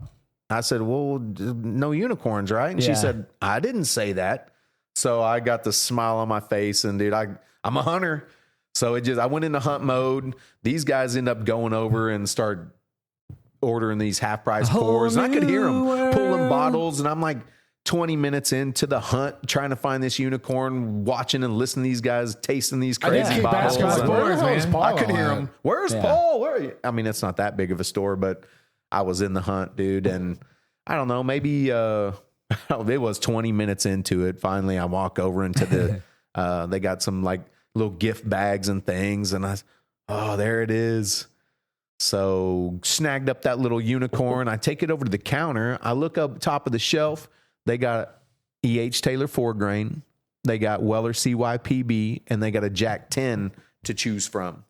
So I probably messed up. I should have got that. I don't know that you can really say that was 4-grain, but I probably would have got the 4-grain. The CYPB is probably going to be sitting in my local store when I get back to Oklahoma. Mine's about halfway, so I would like a backup of that for sure. I would like a CYPB. You tell us. You come. Give us your comments. Did I screw up and leave the second 4-grain behind, taking the CYPB? Yeah. But I walk up with the unicorn, put it on the bar. They're like, "Oh, what?" And, I was like, finally. And then I went back, snagged that CYPB, and it made a hell of a day for myself, I'll be honest. Wasn't trying to be selfish. It was just one of those, you know what I should have done? Go search this thing. And then, once it afterwards, it was like, I should have filmed you as a recreation. Yeah. And you're just like, "Where's the unicorn?" I should have done that. That would have been hilarious. It was all the, man, we didn't do that. I should have grabbed the camera and done the hunt thing once I found it was out there. I was kind of afraid that I was going to come up a loser and not get anything and then just waste the footage around there. But the unicorn came out, man. It came out and jumped out and talked to me and got me a CYPB. MSRP, I think I walked out for $90 with a Weller CYPB. Take that all day, air day. Actually, this next pour that we're doing is a really good segue into our next distillery. Yeah, which was probably the overall. Honestly, I think it's my favorite. How long? I mean, we spent an hour and a half drinking, talking it up with these guys. Bob was there, Crystal. Everybody was treating us really well. They were excited to have a little Bourbon Nerd stuff going on. Yeah, at the Mark bar was one of the bartenders. Dude, the bartender was awesome, dude. He Mark was great. Yeah, he was telling us stuff, and he's like, "Here, I want you guys to try this. Try this one." Oh, hey, I think I underpaid or under poured you guys earlier. Do you guys want some want a little more of that? Yeah. And like, cool. Yeah. Well, also their prices were amazing. So, we're doing the Knob Creek 12. We're talking about Jim Beam, right? Yeah, Jim Beam. This is the cask strength. Yes. Just released the day on Wednesday. The day that we went to the distillery. Another awesome opportunity and experience that we got to enjoy this. It even comes with a little thing here that gives you some tasting notes. It says 2026 release. Claremont, Kentucky. Limited edition. It doesn't say batch 1, which would have been really cool, but you know. And what's cool about this is Bob and then his wife joined him, and we got to meet Jill. And they're both two amazing people. She bought us pours there. Yeah, we did the full bottle shop, walked around, honestly, took pictures. They had by far the best stuff in their gift shop. Oh, Yes. yeah, They got absolutely. bookers, they got Prices little for book, pours. They got infinite. I'm getting there. Yeah, Okay. they got the Knob Creek 12. They had the Jack Daniel's lineage or Jim Beam lineage. Yeah, Jim Beam sorry. lineage, which It's is a 15-year-old cast strength Jim Beam, which do Super not limited. pass that freaking yeah, bottle, man. It's pricey, incredible. but It's worth every It's penny. pricey, but it's worth Do it, it. man. It's one of the Beautiful best. wood It's the best box, Jim Beam beautiful product I've ever bottle. had. Hands I'm down. proud to have one in my collection now. And then they had the old honestly. Granddad Absolutely. 16 in there, which Yes, they we found did. out through the bartender that was an accident, and they're never releasing that again. Which is crazy. I thought Get that one was of going to be an those. annual release. If you're Yeah, out you come there to that one, sleeping you better on pick it that, up. you know, old Granddad's don't- fantastic anyways, but grab that 16 if you get a chance. Once they leave the shelves, they say that they're not that coming Baker's back. 13 we had too was really good. And don't be Paul and Holy just, cow. pass on the 16. Bartender was so Shit. transparent, like I telling was us. 250 in by the time that we True. went to the restaurant, and Yeah. So, I mean, yeah, then we went upstairs and trying to keep the bourbon we got to budget. try. Like, yeah. So the pours, it's like no matter what it is, the lower stuff is 2 for 15, right? Two Yeah. for yeah, And two then for the 15, higher 2 for stuff- 25. And the higher stuff is 2 for 25, no matter what it is. Insane. Yeah, So little lineage, it could be lineage, it could be infinite, it could be whatever. 2 for 25. Were they half ounce or 1 ounce? I think think there was they a were full 1 ounce. ounce. Yeah. I want to say. Yeah, I don't know. They But were that's great. So Jill comes up. She's like, "I got this, guys," and Yeah. buys all 5 of us, Yeah, a pour pours. of the Jim Beam lineage. the Jim Beam lineage Oh my first God. one, and then And I which it was beautiful. I don't want to incredible. Like- fast forward through that, and then it was the next one. She was like, "Yeah, we'll grab another one of those." I said, "No, let me get this one." She said, "No way, No, you I were got not. You this." babysitted Bob all day. Well, I'm going to take care of and you Bob guys. said she did. really likes to pay. So Yeah, I'm like, all right. Well, It was I'm super playing me fun, with a man. good They were time. great peeps. I mean, we sat there. We had such a great time with them. The bartender that was there was listening to us. Though, he wasn't super engaged or as we thought, anyways. But he was listening and following along the whole time, multitasking. And we tried a couple pretty great pours. The lineage, and then what was the second one that we did pull out? We decided not to do the 8-year bowling ball. Yeah, and we pen. went with the. What did we have? Oh no, we did the cast strength Oh, first. no, we did the cast strength 12 Yeah. year We did the first. cast And strength then- first, and and then I then was we like, did I was the like, no, lineage. wait, stop them because that bowling Yes. pin is bullshit. Yeah, and the 8-year. bartender even said that. He said it's He did. $30 whiskey and $100 bottle. He said, "Don't do that." It's a Jill and I beautiful looked at bottle, each other incredible. and said, And "Yeah, Cody let's ran do up there that and was like, lineage." hey, the lineage is the same price. Lineage is the same price. How dumb would that have been? Oh my god! If I We're didn't going to get try on that bowling ball like this. This this sucks. yeah, it would have ruined. It could have ruined our experience because we had such a great time. It's a fun little decanter bottle, and it's Yeah. cool. I'd It's rather a cool have like bottle. a 10, but It looks like is a bowling pin. It's an 8-year Jimmy, and that's Yeah, a like little 80 gold proof top. or Yeah, something. it's not 86 thank proof, you. I think. We It's more expensive than this Knob these Creek guys cast set me straight straight. 12 Yeah, year, which which is we is did that stunning lineage, bottle. and it was phenomenal. Look at the color on I mean, this. literally, we did it, and then right after that, we went down and snagged that box. We were like, okay, we're gonna do this. It's not thing. Creek 12 cast strength. I'm like, is I'm You good. get it getting already. Yeah. It's so good. This It Knob Creek was 12 it cast was strength. so good. Well, this Knob Creek 12 cast strength is good too. It is. Yeah, Oh it's man, I mean, again, the prices there. Yeah. This was one of those. Garrett said it value many times. distillery. Like, yeah, if you go in, you can taste great stuff. Everything that they really have to offer Yeah. for less than $25.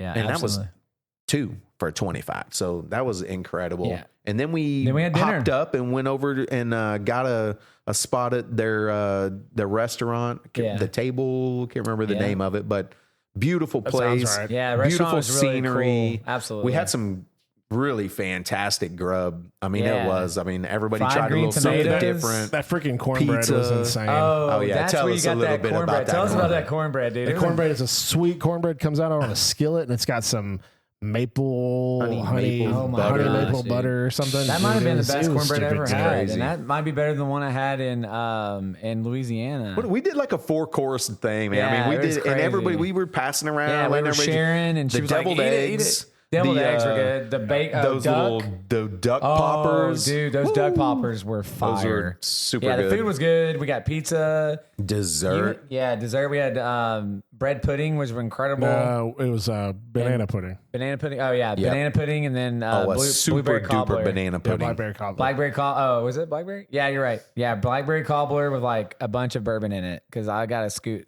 of it. Scoop of bourbon. It yeah, it was legit. It was a lot for sure. It was definitely not, but it was fantastic. good. We had a Yeah. great time. Bob and Jill. Yeah, our the waitress three of was a us. sweetheart. She Yeah. actually was from Oklahoma, or her family was Had from some lived in Oklahoma ties yeah. and Prague. Prague, yeah. Prague. That was fun. Yeah, it was really cool. You know, we talk, we visit. Yeah, it was awesome. I had Arnold Palmer there to drink, and we had did we have an old? No, I tried her old fashioned. Jill made us try her old fashioned. It was delicious. Really that was a good old fashioned. I was kind of drank out by then. Like I was like, man, how much bourbon can I have in one day? But it was a great experience. You absolutely don't sleep on Beam. Just because you're not people don't even. I don't know. Like do it. Booker's little book. Like again, I'll talk about my surprise bourbon of the year is Booker's 2601, the Big Easy batch. I think that's an incredible bottle. We've got some contenders now with the Knob Creek. But I expected Knob Creek 12 cask strength to be incredible. The surprise bourbon to me is like one that I did not expect to knock my socks off, and it absolutely did. This Four Roses experimental is incredible too, the Mizunara, but there's a lot of good pours, but I think I'm still going with the Booker's. The Booker's is incredible. But yeah, we had a phenomenal experience. Again, no shout out to Bob and Jill, and they made our trip just that much better, and I hope to stay in touch with them. And we're talking about going to visit them, and I've got some colleagues and stuff in Asheville, and I invited them to come to Oklahoma and hang out, go fishing, go to the lake with us. So we'll see what happens there. So, but I think that'll close out the day 3, right? Yeah, we closed out Beam, man. We were the last ones in the restaurant. We were taking pics out there with Booker on his rocking chair, and I couldn't even have my pizza. I was so full. We had so many appetizers and everything, man. I was fat and happy after that for sure. So rolled back to the crib over here in Indiana land and had a few more special pours and watched a little comedy. And absolutely. It was a great day. If you're looking for places to stay, and we met a guy today, which we'll talk about for our last day, but we had an awesome, this is 9 minutes away from Louisville or 10 or 15 minutes or 12 minutes. I don't even know. Depends on traffic, but it's right across the bridge. I think it was a great location, really nice neighborhood. So don't sleep on Jeffersonville. But the next day we're talking about Thursday. Thursday was incredible. Day 4. Huge. So we went to Wild Turkey. Unfortunately, we got there. We had like 2 minutes to decide. I had a really important call for work, so we weren't able to do the tour. But we did a live there, which was really awesome. It's funny because we're like waiting, and finally and then they bring a U-Haul right in front of the turkey sign. We want to do it, but we were able to do a quick live. I hope everyone that jumped on, thank you guys for doing that. It was awesome. If you guys want us to do more stuff like that, we're obviously not in Kentucky that often, but if we go to Iron Root or wherever else, we can start doing some more lives and stuff and get, start doing a little bit more scheduled. So give you guys some time to prepare. But Wild Turkey was beautiful too. That view over where the bridge is and just like that outside area. Pristine. It was pristine. There, they had Russell's 13. They had Beacon. Did they have Russell's 15? No, I don't think so. Yeah, I was a little perturbed by the prices. But you did get a glass. So a turkey shot glass with the pour. Which is the same thing. Not crazy. Which is the same thing Willa did. We didn't mention that at Willa. They did say you get a glass. You got a little glass. So you got to take that in consideration. But it's like a little shot. I was like, man, I have enough shot glasses. I'd rather just have better prices. But it's a beautiful place. We didn't get to do the full tour, but we got some really good footage there. Obviously, something when we come back, I definitely want to do the Wild Turkey tour. I'm a huge turkey fan. Gobble gobble for you turkey fans out there. My boy Theo, WB Saffel. Apparently Jimmy doesn't. We saw his parking spot, took some pictures there, but apparently he's not there a whole lot. Yeah, apparently he's not there much. But the distillery is beautiful. It's iconic, and for you turkey heads out there, Turkey makes some of the best whiskey out there. I will say the gift shop didn't have anything too exciting. They had some WB Saffel. No. I mean, they had good prices, actually. The Bond and Lillard, the WB Saffel, $50. Pours were a little high, but they had some single barrels. They had the rare breed rye and some stuff like that, but no 13s, no 15s, no Beacon. I think I was just spoiled by Jim Beam's gift shop. Yeah, it's true. For sure. And those affordable prices. I'm also just all about like distillery only stuff, right? Like, so what Green River today had a distillery. Boros had distillery only. Michter's has a fill your own bottle. Old Forester. Even like at Dark Arts, which we'll talk about in a second, they had something special. Like it's just have something cool. Like I guess if you're going to take the time to come into our shop, we got something special for you. They did have that 101 single barrel that was in like a rare breed kind of bottle, and so yeah, you're right. That's maybe kind of different, but I don't know, just some experimental stuff would have been cool. When you've had 13s, 15s, generations, Beacon and all, we were like, we had some maybe we had higher hopes than we needed. Kind of like with Goldfoil, right? But beautiful campus. I love Wild Turkey, so don't. Dude, it really was amazing. I mean, if the beautiful weather was a little distillery. cooler, that is definitely a spot you would want to go and get a pour and sit out on that back patio and be able to see the river, the bridge. I mean, it was an amazing Have view. a little bourbon get together. I mean, it's gorgeous. Beautiful spot. And they're doing some they're adding on and doing some renovation. It's supposed to double the new build stuff. It's supposed to double their production. Yeah, apparently they're coming out. So they're they did the Goldfoil this year. Next year, apparently there's something coming out with something Apparently special. there's a 10-year plan. Yeah. From what I've heard. They're going to be releasing something special every year. So, and the guy said I forgot, was it the bartender or whoever said it was going to be something special. He couldn't talk about we I'm a photo nerd too, so I was just trying to get some photos. Asked a guy if we could get a little backdoor access for some pics, and next thing I know, we're in a tasting room, Garrett and I, and he's just giving us the lowdown. He'd worked there for I think 8 or 10 years or something, and was telling us about some of the history, the fact that 13 was supposed to be a one-off, one-only release, and now they're at batch 7 on those. Yeah. I think that shows their flexibility and they're willing to adapt, and that you have to have that in this day and age. Yep. You better be coming with some age, doing something a little different to survive in this thing. And we got a little history on the Goldfoil and where Wild Turkey was going. They're trying to go back to some old packaging and make it look a little more retro, and we love that. It'd just be nice if it wasn't $400. Amen. Yeah. Preach it. And we may have already talked, but this was my first time. I tried the Goldfoil in Evergreen. Oh, that's right, you did. Yeah. $40, I think I paid for that pour, and I was underwhelmed. I'm not gonna lie. I mean, I've been spoiled, so I just didn't find the awesomeness in. Now it was a fresh crack. I mean, she just popped it right there on the spot for me, and but.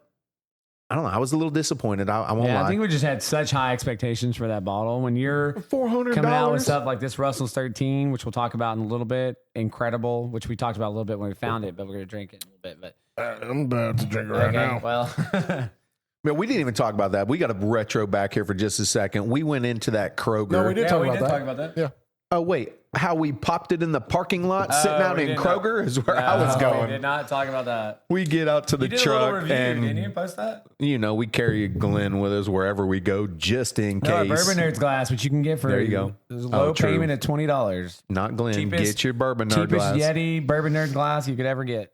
So Garrett's like, we got to do this right now and try this sucker. Yeah. And we did. We popped it in the Kroger parking lot in the SUV. And drinking some parking lot pours yet again. Yeah, after we just dropped the knowledge on us, so we were like, our brains were about to explode, and we're like, let's see how good it is. The 45th anniversary, it's got to be pretty good, and it exceeded my expectations. I'll say that. So good. Let's try a little bit and see. Where did we go after turkey? We went to Four Roses, and we already talked. We already kind of spilled the beans on that. Jumped up a little bit. They had the Four Roses Benzonara, which I tried the 2023 limited. Yeah. Which one? You tried that bourbon slushy. Oh. Dude, that thing was killer. I knew it was packed with sugar, and I'm like, I've been eating burgers and fries and drinking bourbon all week, and I'm again neat and balanced. Go back to that. Try to work out. We have been walking and doing. We walked a bunch. I hit over 10,000 steps. Probably 15,000 the other day, but we shopped the bottle shop out pretty good. We went and looked around in there. They did have some private select stuff. They had that Mizunara distiller, the shop only, and then we went over and sat at the bar. The prices were decent. Yeah, we pulled out the other than the Mizunara, right? Yeah, yeah, that was kind of crazy. But we drank the 135th anniversary. That's a little high, but I've heard nothing but great things about it. I don't think I'll ever get one. What do we do? The 21 and the 23, I want to say. Something like that. Yeah, I believe y'all did the 23, which is 135th, and then I got the really 21, which was a little more age. I'm so glad I got to try it. It was very good. It was delicious. Best and then I dove into that blackberry slushy. They had 2 different kinds. Dude, we went with the blackberry. I wanted one so bad. It was good. I fought against it. So go me. He fought the bourbon and the bourbon won. Yeah. I guess It was did. delicious. Then we walked around a little bit, did our own little personal tour around campus. Just kind of checked it out, took some video, things like that. And Total different style. Again, they didn't have the lush green fields, everything. Like it was Spanish kind of style. setup. All their buildings kind of have, like really Four nice Roses. staff. It was beautiful. Bartenders were really sweet, nice. Talked to us for a while. I messed up. I couldn't get on the dang Wi-Fi on my laptop. I was trying to do some work, but they did offer some tour stuff, but the barrel houses are shut down in the summertime. They do a lot of renovation stuff, so it was going to be pretty limited on the tour. We didn't do that, so we just walked it out and Four Roses is an extremely iconic distillery. Like that's Super where the old. old Eagle Rare, the old Prentice distillery. I mean, I like Four Roses. I think Four Roses is a brand that's slept on. And if they do stuff like this Mizunara experimental, like sign me up. And they're going to. Yeah, they're going to keep doing more. It's incredible. Like, and those LEs, some of those limited editions are solid bottles. The They're a little private pricey. selects are amazing. I can't wait to try your 11 year that you 11 got. year, Single barrel, they got- barrel strength. Saw several. I mean, so they had like 5. I mean, they got what do they got? 11 different strains. A lot, Is it more than 17? Maybe. What's the I number? don't Whatever know. the magic I don't number know. is. It's but a lot. OESO, OBSK, A lot. OESQ. They got so many. So, I mean, they had some 10-year, 9-month stuff. They had some 9-year stuff. We went with the Mizunara all the way around, and I think everybody felt pretty good about that. Which I believe is an OBSK.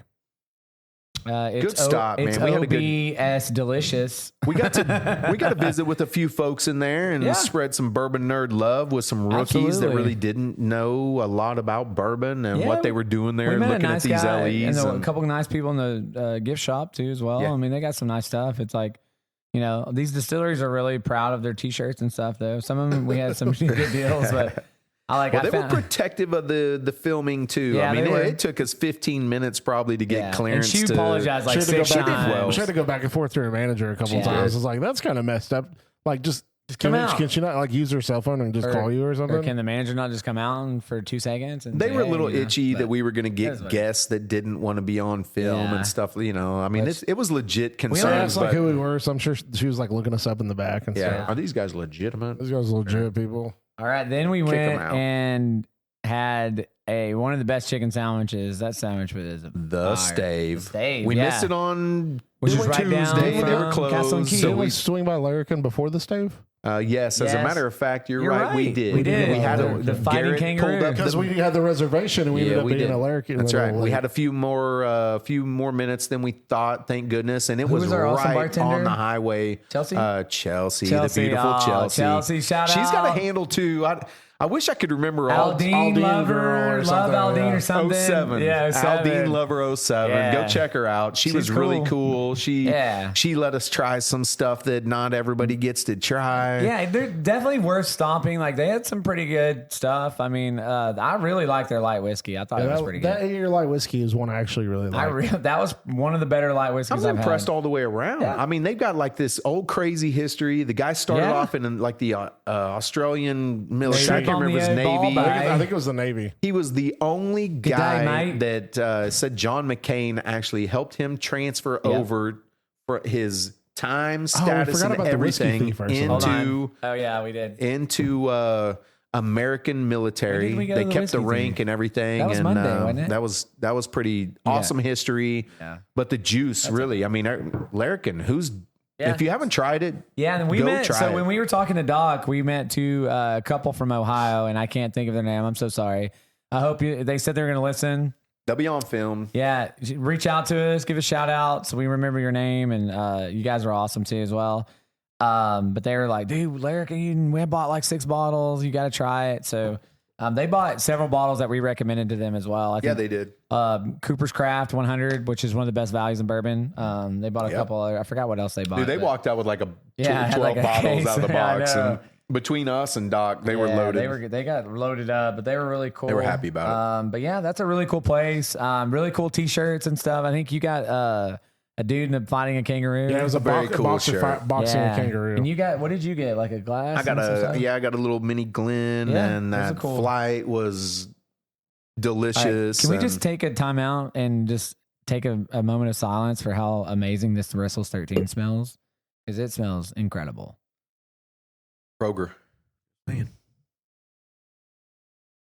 I'm going to take a sip. Oh my God. This Russell's 13 is incredible. Delicioso. It's insane. It may be the best 13 I've had. And that is going to be in our sure. Bourbon of the Year contention. I'm not saying it's Bourbon of the Year, but it is going to be there. And yes, it is better than Gold Foil. That's I don't batch care what you 7. 45th anniversary. I don't mean to keep bottle. crapping on Gold Foil. Gold Foil is not bad. It is a good pour. I just don't like the price tag on it, and I thought it was going to be a little more like Russell's 15, and it's not, and that's fine. It doesn't always have to be like Russell's 15, but 121 proof. then after we met Larrikin, then we went to the Stave, had a chicken sandwich. The only bad thing there is that we got Garrett and I had ketchup spilled by Dallas. Is his name Dallas? Jack. Yeah, Jack the meat What's up, stalk. Jack? Jack's got a handle Jack too. is cool. No more, Yeah, no Jack more, was really no cool, more, no really more. apologetic. He actually Very knowledgeable dude. yeah, super He knowledgeable. spilled ketchup on my pants. But the food was really well. Yeah, the cornbread was a little dry, Oh, the but cornbread is horrible. the chicken sandwich with pimento cheese, you have to get pimento cheese on that. It was I fire. don't like pimento cheese. I'm not a big I fan don't. of pimento cheese, but it was so good. I on liked that it chicken yesterday. sandwich. It was so good on that chicken It was sandwich. awesome. What else? We They, had that dessert. Was it dessert? Did we get dessert there? We got bread pudding there. Bread pudding. That's The where we bread got the pudding. bread pudding. Yeah, it that was was- very that was good. legit too. I enjoyed that. That was The really chicken good. sandwich, we met a fantastic quad, you know, from two guys, two Wisconsin. wives from It was Wisconsin Gabe's and birthday Chicago. from Chicago. 40th birthday. Yeah, we got to sit sing happy and- birthday with him. Super good folks. We Yeah. were able to share a little bit of bourbon knowledge with those guys. They were pretty really young cool. on the We journey. met them at and Wild Turkey. Yeah, they were outside. That's right. And I We introduced initially- myself, and then they ran into him Found him at the again. And then Stave. we was like, go down to Castle and Key and tell them the Bourbon Nerd sent you. So yeah, and guys, if you're listening or if you go to a place, like tell them because you're going to a place or trying a bottle, tell them the Bourbon Nerds sent you. That really helps us out a lot, giving us some. They will remember us. They will I remember promise. us. I promise you. The left boys some from lasting Oklahoma impressions. made an impression in Kentucky. I'll tell Whether you they that. were good or bad, I don't know. That's We'll right. I see. hope they were good. It was probably a little obnoxious at times, but really everybody like embraced us Yeah. and was just very welcoming and enjoyed it. Not just, but I mean, they enjoyed the fact that we were into bourbon. Absolutely. And wanted to get the knowledge that they had and share some stuff. And then we got to meet our ray of sunshine, Emma at Glens Creek. We love you, AKA Emma. Old Crow. Old Yeah, Crow. shout out to Emma. She has a very sunny disposition. But yeah, that was cool. You know, Old Crow is really famous. There's a lot of myths and controversy, and one of Fred Minnick's huge focuses was Old Crow. It's kind of one of the things that got him into history and bourbon. Wrote a book about it. Wrote a book about it. Go read it. And there's a lot of debate that where the Old Crow bottles that were really super good and old were made in the Old Taylor distillery and vice versa. But they're making some unique stuff. If you like tequila and you like bourbon, like that is your place. Like we got a lot of tequila influence in what they're doing. They do make a really good tequila, I thought. I think Paul, you liked it as well. I think it was the OCD number 5. I think it's the one we liked the best. Yeah, I thought it didn't- was good. I did not like flipping the bird or whatever, flipping the bird. I was not a fan of that one specifically, but I'm not, and I'm just going to be, no offense to them at all. They're a no BS bourbon kind of place. I like it. I like that, but I don't like bourbon infused or flavored type tequila. So, and that's not what it is, but I'm just saying like, I like tequila that's aged in bourbon. I don't like tequila that tastes like, or bourbon that tastes like tequila. Just personally, that's not mine. I like them separate. I also want to throw in, if you're really kind of trying to sell your distillery, to not just talk shit about the other distilleries and how they're doing it. Like talk about your brand and how you're doing it. Cause that's like, if you're going to really put everything off if you're, that way to me. So Yeah. No, I mean, yeah. I feel get like it. You can talk about differences. You can Yeah, talk for about sure. the things, but I agree. like we just make it highlight real on the on stuff like that you're those doing. guys down the road. Like, Yeah. okay, guy, you're all supposed to be a big community here, and you're acting like I don't know. We didn't actually meet the guy, but it's kind of what I heard from there. Emma had kind of an off comment about it. So Yeah. But I mean, Super sweet though. She's serious, sarcastic. We Yeah, loved super everything about sarcasm. her, and I got to pull out Bob's joke, did Yeah. my duck impression, and then imitation. she posted it on our story. And Yeah, tagged she us. posted on a That's story and funny. tagged us. So I'm interested. The SLB guys love some of the OCDs, experimentals and stuff. I'd love to try more stuff from them. So I hope we get to sit down and talk with them and see what new things they have. It's They got a lot of history, a lot of experience. And if you like tequila, by God, that is your distillery. So definitely worth checking out. It's right down the road from Castle and Key. A lot of young stuff. They're pulling cool stuff shirts. together. They got some cool shirts and stuff. So I'm very, looking very, forward. very small gift They do shop. a barrel a day. One barrel. But it was a cool experience. We had a good time. We were super glad we stopped by. I mean, 100%. all that age and the history there at Old Crow was pretty epic. Yep. All right. And then the icing on the cake, the cherry on top, the grand finale. Cream The spicy meatball. There's a spicy meatball. We went to Dark Arts and drove out to Lexington. I begged them, come on, guys, let's do this. No, I didn't beg. No, We wanted to go. We I was wanted to go to begging for Dark the Arts, week. yeah. I can't describe how awesome Dark Arts was. Like, just incredible. Macaulay. Well, so we Sarah. came up and Sarah was there. Sarah. Which Sarah was super busy. She didn't get to talk to us a whole lot. Even like, I think it was Macaulay's wife. Is it Avery? Avery. Yeah, she was working the front. She was like so nice. Like everyone was really nice. Our bartender was, she got seen. I think we were. She's a little pissed. camera shy. Yeah, a little camera shot. I think we were getting on her nerves a little bit. It's like 5. Like they're tired. They want to go home. We get it. She wasn't mean or anything. We were like asking that. tons of questions. We were asking probably so 2 many. times, We were 3 fanboying like, times, oh, this and that and that. To be fair, though, she kept saying, "Are you wanting alchemy or are you wanting our single barrel?" I don't know what you're talking about. They're both single barrels, Yeah. and we were just like, and Paul's just like, "Yeah, just get us that." No, Baxter. I don't speak Spanish. No, I know, and we were probably being annoying by that point. So We but everyone came at Dark in- Arts was incredible, and so we met Garrett, who's making a movie. Not our Garrett. I might make a movie. You never Yeah, know. maybe Garrett and Garrett will make a movie. So we met a dude named Garrett who's making a movie about horses and bourbon, which we absolutely are going to have him on the podcast.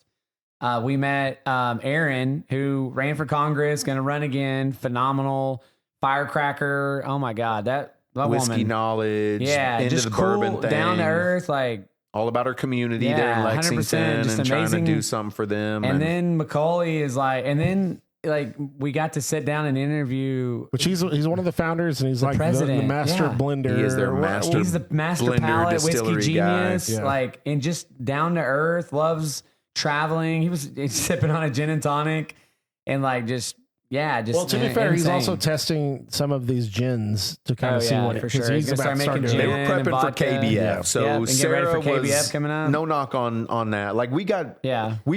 she agreed to the interview. She sat and gave Cody and I probably 10 minutes while we were Garrett was talking up to her. talking to Macaulay for a little Yeah, bit. I went up to the front to buy a bottle, and then I didn't even know that was Macaulay. He's talking up there. to the owner the whole and he's time. asking me about KVF, asking me about Riot Fest and stuff, and you were just up there BSing, and then I'm like, "Oh, that was Macaulay." Like, I had no hey, idea. I know that guy. I'm like, that's the owner.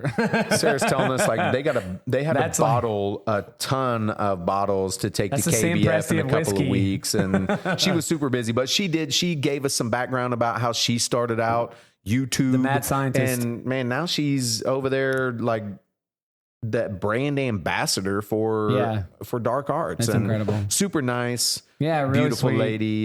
We had a good time, and she took opportunities, even though we didn't get to interview, and hopefully we'll get to have her on the podcast. I want to do a barrel pick with Dark Arts. I think that's inevitable, but with the interview, once we got Macaulay in the room, we sat down 100%. 45 minutes. It was such it was like a Barbara Walters, like 20. Cody cried a little bit. I did. I shed tears. You'll get to see it on the video. But no, so let me be honest. I'm going to tell you a story because it's I'm thinking, and I shared this with the guys afterwards. I'm sitting there out of my mind. It was like an out of body experience. I'm trying to be normal and ask important questions and be engaged, but I'm also fanboying that we're sitting down with a awesome woman that's running for Congress soon and the co-founder and president and whiskey genius Macaulay. It was insane. I was I can't believe this is happening. Paul's doing his best, professional camera. Trying not to cry myself. Yeah, and I get had all just geeked tried out. a lot of their stuff and was oh my God, I had a red port. Their red port's incredible. Right now it's their bourbon of the month, I believe, or bottle of the month. I had their Sherry Garcia, the blunt blend, which I didn't get to try at first in honey, but we got another pour and I got to try that. I did buy a bottle and he signed that. It was incredible. They're doing some Did you insane mention stuff. the 14-year rye? Oh, the 14-year rye. Yeah, Gary got a ball of that. Incredible. That was incredible. Shoot, dude, it's like I had so many good pours there, and then. Be careful. Then, Be careful. Can I not talk about that? I mean, I would just say kind of go vague a little bit. Yeah, so he's like, I mean, we got to try a couple of the KBF stuff, specials, so. a 19-year Mizunara. That's all I'm gonna say. Incredible light whiskey he's doing. So just if you're going to KBF, go talk to Macaulay. Tell him the Bourbon Nerd sent you over there, and try that Mizunara. So they had I want it. 15, 16-year buff turkey was what they pulled out last year at KBF, and we got to try the stuff that he's pulling out for KBF this year. Guys, wait for that interview to come out. It's incredible, and not because of us, because of him and Aaron. Like they're Macaulay Minton, dude. He opened the doors for us. He let us interview him. Did not disappoint. Bust his chops for an hour, and the guy sat and brought out stuff out of the woodwork. So he's like, "Well, you guys want to try this and try this," and it was awesome. Dude, I give credit to Paul, man. Paul's been pushing dark arts for some time, and I've been like, maybe, and then we'll talk about, because we completely skipped the drive over down here, which is incredible. Which we can talk about in last call, where we went to Whiskey Tango's and ABV Barrel Shop. We talked a little bit about it, but we want to go a little bit deeper. But just absolutely dark arts, beautiful. Their logos are incredible. Their whiskeys are insane. And you think like, oh, I don't like port finishes. I'm not a big fan of them. His is incredible. Oh, I'm not a big fan of sherry finishes. Well, his is incredible. Sherry Garcia. The only one I did not like, I'm just going to go on record and say, is the Blow 5, the orange wine one. I did not like that. Legal, finished in it was orange very wine. Even the single malt they do was really good. It's probably the best single malt I've ever had. Yeah. And I'm not an expert on single malts. We're not huge fans of theirs. It is not a single malt. No. You think single malt? That's not what you're gonna apricot taste there. peach ring. No, it was unique and fruity. It was really interesting. They have and then the Oklahoma blends ties. are excellent. But the honey one is like chef's kiss. My guy Isaac, a couple dudes that are heavily involved in the dark arts production and stuff are from Oklahoma, man. Just right over there in Jinx, Oklahoma, and met them a little while back in the Tulsa area. They, just always inviting us out to try stuff, and I became a super fan really fast. All the drops, I try to push it on these guys and open up some dark arts. He brings dark arts. Don't sleep on dark arts. It's true, and people haven't tried it, and it's a little higher on the price level some of the stuff, but so is Peerless. Man, it really is amazing stuff. And I've been, Isaac hooked us up though. It was incredible. We had a great experience, and I've been bugging him for the last week, man. Talk to Macaulay. What day are they going to be there? Give us there. And dude, it paid off. They poured their kindness on us, and we were in there just geeking out on everything, following every word, and tried some amazing stuff, and couldn't be more thankful, man. Thank you, Macaulay. Thank you, Isaac. Thank you, Sarah. Thank you, Avery, and everyone else at Dark Arts Whiskey House in Lexington, Kentucky. Super sweet even spot. Even the girl that was wearing the Smashing Pumpkins, because I was singing Smashing Pumpkins the whole time. She was pretty tired after the second time. Yeah. And every time you used to run into, she's like, the world is a vampire. All right. We also met Whiskey Doc. We did. He was cool. Whiskey Doc. Hung out with us for the... He's got like 16 degrees. One of the coolest dudes. Dentist. Randy. What's his last name? I cannot remember. I don't have my phone on me. But phenomenal. Super cool guy. We, and again, Macaulay, after the interview, we're sitting hanging out with Whiskey Doc, and then Macaulay comes over. Next thing, we're going back checking out his new still that they've got put together, and they're gonna start making some different stuff in there. Vodka, gin, and Randy Ford. God, why can't I vodka, remember gin, that? What was the other gin. That's another clear spirit. I don't know. I don't think it was tequila. I don't know. It wasn't So tequila. there's one thing I learned about him, Macaulay, is like you tell him he can't do something, he's gonna do it. He's gonna do it. No and boundaries. he's gonna push every boundary. You go and watch the interview. I'm actually probably going to release that before some of my others. I might release that next week. Yeah, just because of how awesome that interview I hope I was. don't misquote him, but did he tell us he's 34 years old? Yeah, he didn't even realize he was 30. He thought he was 30. I think 32 for a while or something. He got two. It was something about His wife had to correct him. Yeah, he was like, well, I mean, after you're 21, it doesn't really mean crap. Like, yeah, I agree. He's got a. I mean, he said he's a whiskey had savant. He is. They say he's had his palate tested and stuff, like legitimately. Yeah, he said he had the highest score. I think it was the University of Kentucky or something. No, the University of Jim Beam. He has the highest palate score I think of that's anyone in Kentucky. ever. Well, yeah, it is in Kentucky. Yeah. I mean, it was. I think it's at the incredible. University of Kentucky. For 34 to have that much knowledge, to have that flavor And there's profile, like thousands of people that have taken that test. Yeah. just knocking barriers out, to be overcoming challenges. Yeah. Man, those guys they're really This is not an bringing it. easy business. And he's to showing get up into. and like one of the things that he said that was really funny is like the Sazerac guy showed up and was like, "Oh, I got all these people under me. I drive this, I do this," and he's like, "Yeah, well, I just smoke weed in my basement." We have the same title. Yeah. That's cool, though. That was a good time, man. That was a lot of fun. That was kind of like an out of body experience. The I can't icing, talk man, enough for that. me especially. Yeah. And then we were taking pictures with Randy outside, and like he's from Tennessee. He's telling us about his collection. He has over 1,600 bottles, and we're gonna go visit him in Tennessee. I invite him to Oklahoma. I mean, like, just amazing. We're gonna have him on the podcast. I can't wait. That dude's smart and has had a lot of whiskeys. So look forward to that. I don't know how we're gonna get all these guests on. We've got 5, 6, 7 people. 2 years worth of content. Yeah, 2 years in worth of this one content. trip, 6, calling 7. people. Yeah. No, actually, so we decided today it's not 6, 7 anymore. 9, It's 10, 9, baby. 10. We're going 9, 10. Yeah, Is it 9, 9, 10? 10? Because 9, I 10? said so. 9, 10? Like 9 or 10 years? Yeah. 9, 9.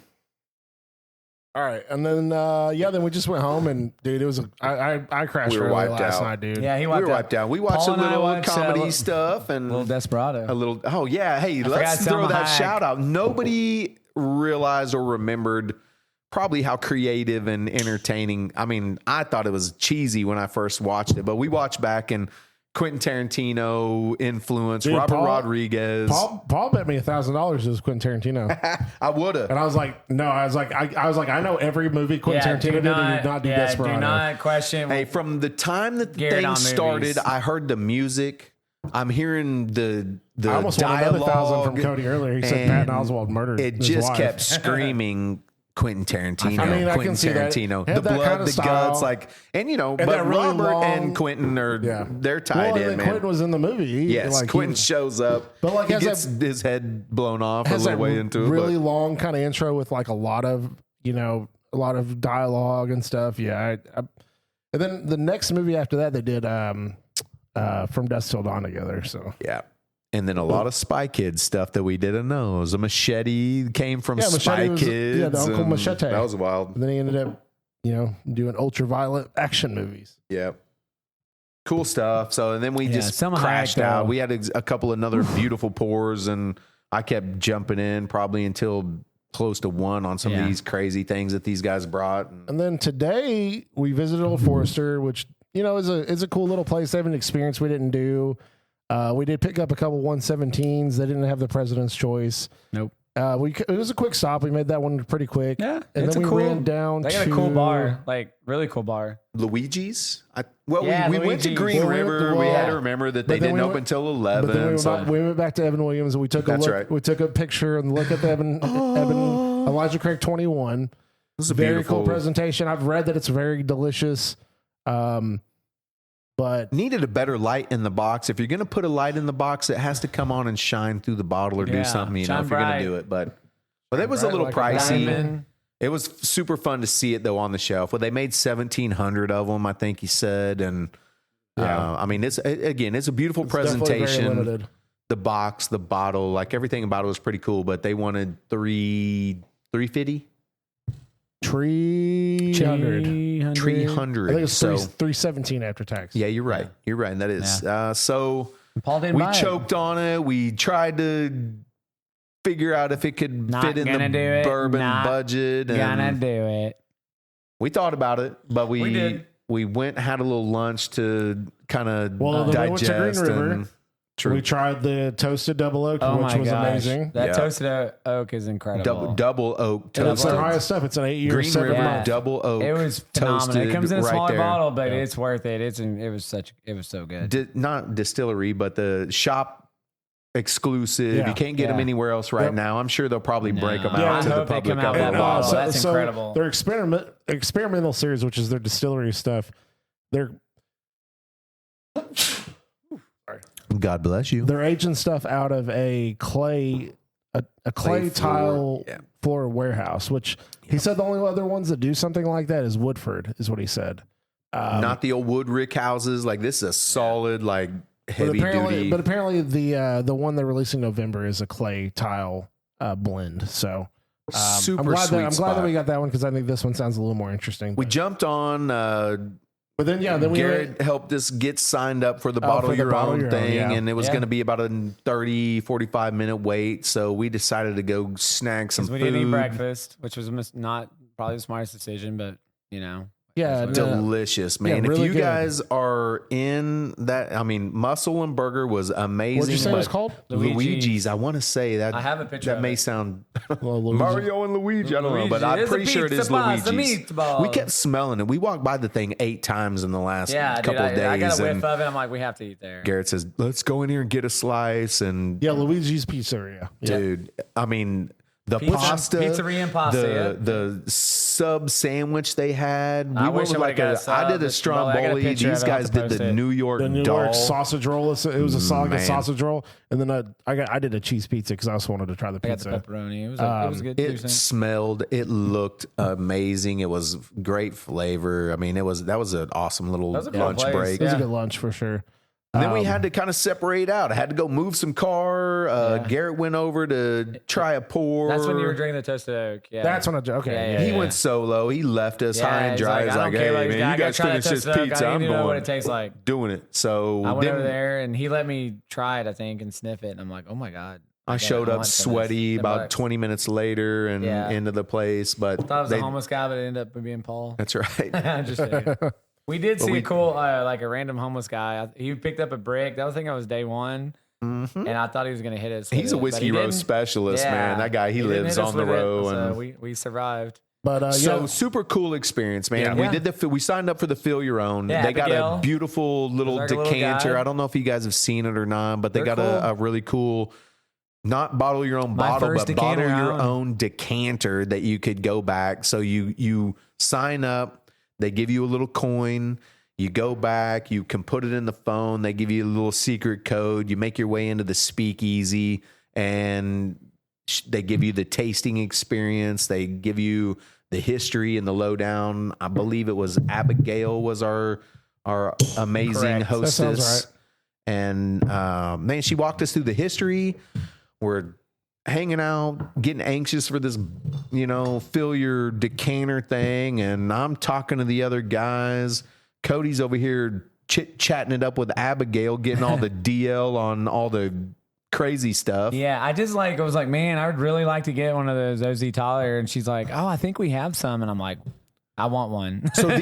So these are decanters that they had left over from their previous batches that are finished in that OZ, not finished, but it's good. it was finished in those barreled in No, OZ. it was finished. Okay, It was finished. Yeah, it wasn't finished in OZ finished Tyler OZ barrels, barrels. and just happened to have some 120 proof, I a think? few extras. So we all went in to do the fill your own, and she gives a raise of hands by the end of it. And she's like, "Well, how many want the OZ Tyler?" And it was like everybody in the room. And so like somebody's got to do the fill your own so we can film it. Yeah, I think Dan from. Where's he from? I want to. They were from St. Louis area. St. As a matter Louis, of fact, Show Me State. it's just right outskirts of St. Louis, and we drove through their hometown on the way out. Super good folks. He filled it, let us do a little filming and take some pictures of that thing, and then man, we went and snagged that OZ Tyler decanter, and it was great, man. We had good tastings. Really, really good we time. respect the shit out of full Green River. Green River's making great stuff. Don't sleep. Their bourbon, they're weeded. Their foolproof weeded is incredible. Their single barrel weeded is one of the best out there. The price point Yeah, it's one of the best in the is market. on point. And you they're know, rye, man. If they make a barrel proof rye, it's over. yeah, I think they'll be coming with it. Dude. Garrett was trying to push it, and he's like, hey, "You need this barrel Can I be proof your rye." ambassador for your barrel proof rye? I mean, the foolproof, excellent. Yeah. The foolproof weeded, They're weeded. excellent. Their weeded is good, man. That- I love it. Double finish. They are the double oak. Toasted. They had a single barrel weeded that was their barrel of the year. Yeah. And man, we got to have great tries, beautiful spot, speakeasy experience, fill your own. Yeah, they were Green really River. nice too. Everyone was really like friendly and helpful, and they were cool. Like everyone was super on point, super nice. The bartenders, the staff. I mean, Abigail, she had only been doing it for 2 months. Was really knowledgeable, answered questions, really sweetheart. So shout out to her too as well. So again, another excellent experience that we had. It's Friday. This is our last day in Bourbon County over here, you know. So we're trying to kind of map out some time and hit all these, you know, as much as we could. We left a lot on the table, but we hit like as much as we possibly could. So we wrapped it up at Green River, and we had Cody and his social skills was talking to some folks at Old Forester, and you know we were gonna plan on maybe hitting like the liquor barn afterwards or something maybe like do that. A couple hunting videos or something. We wanted to hit Justin's house of whiskey. Maybe it's bourbon. Justin's House of Bourbon. Yeah, and we didn't get to make it there, unfortunately. But the guys at Old Forester told Cody, "Hey, that's a really cool spot, but the place you really need to go is called the Bottle Shop." The Bottle Shop. So we wrapped up at Green River, hopped in the car, cruised around the block, and we pull up at the Bottle Shop. That place man. was fired. Absolutely.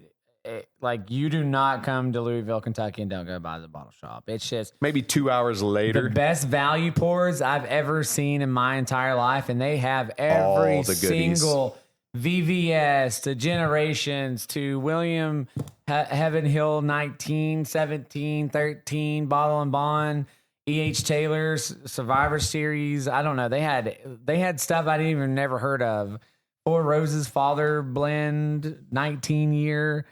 They had George C. Stagg, William Weller, Old Turkey, 13 year. I mean, it was packed out, believable. And Sam is every coolest presidential dude ever. choice. Everybody loves Raymond. Works there. Yeah. Those guys are freaking what awesome. up, Raymond? Appreciate you guys. You guys did us so solid. The thing I'm the most upset about this entire trip is not discovering that place sooner. Like, I probably would have gone there multiple days. And next time I come back, I am absolutely going to get a pour of the King of Kentucky 15-year limited edition, which I heard is the best King of Kentucky they ever released. But it was $100 a pour, which that bottle runs a couple $1,000s. So, you know, they had, I had one of the presidential choice red line or red label, something like that. It was really good. Red ink.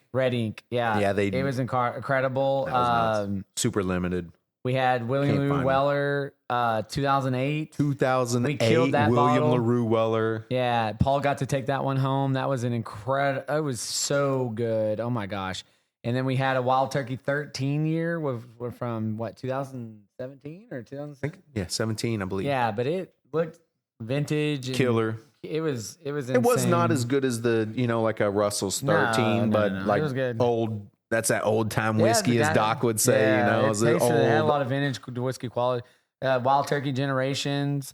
It was just an incredible. Those guys were awesome too. Like super awesome. And we met. Bourbon guy, Bourbon Pursuit or Bourbon. The Bourbon Brethren from Atlanta. Yeah, Bourbon Brethren. There you go. Super and good Ryan guys. And his name was Thad, and they're from Atlanta. Shout out to them. Look forward to talking with him. We forgot about the Bourbon Pirate we met in Larkin. Yeah, we needed shout to out to give the out Bourbon Sherman. Pirate as well. We hope sure. to have him on the podcast. 3, 2, 1. What's up, everybody? The Bourbon Pirate. Coming with the energy, the passion, on man. level He was 15, fantastic. dude. He was so cool and nice. I think we met his wife as well. We're going to get him on and do like some collab something. Oh, man, Super it was cool, amazing. dude. Yeah, it was great. But the Bottle Shop is hands down. You do not come to Louisville. I swear. If you miss that place, waited for Wednesday all week long to go in and do the Evergreen, and this is no knock on the Evergreen because it was a fantastic experience. We had a really good time. Crystal, they all did a super solid, but His Starlight is the incredible, Bottle by the way. Shop Man, I'm telling you, every day their Take you to prices the are bottle shop. on point. You don't got to wait till Wednesday. No. Go hit the bottle shop in downtown Louisville, Kentucky. You are going to find the most incredible pours for literally the best prices that you can imagine. I mean, they've got some stuff. You know, that is super pricey, but super old and rare stuff, you know, but they also have stuff for, I mean, killer bottles for $15, $20, $25 a pour for some amazing stuff that you'll never get in your life. I mean, it's just the truth. We'll never see most of those bottles that they have. He had his favorite pour ever. Yeah, I had my favorite pour of all time, which is the William Heaven Hill 19 year. Hands down. I did pay. I had to get up for a second. I had to go put my clothes in the dryer. I'm like, oh, it's getting kind of late. Yeah, you know? I forgot. We're just talking here. Yeah, no, you're good. So I went and put my clothes in the dryer, and then I was like, I was we need another bottle. But it was worth every penny. And I'll never probably ever get a chance to buy that bottle. Let me say, these are full. It's my favorite pour ever now. Full 1 ounce pours. This is not a half ounce. And this is a full they pulled us freaking fat. Oh, bro. Okay.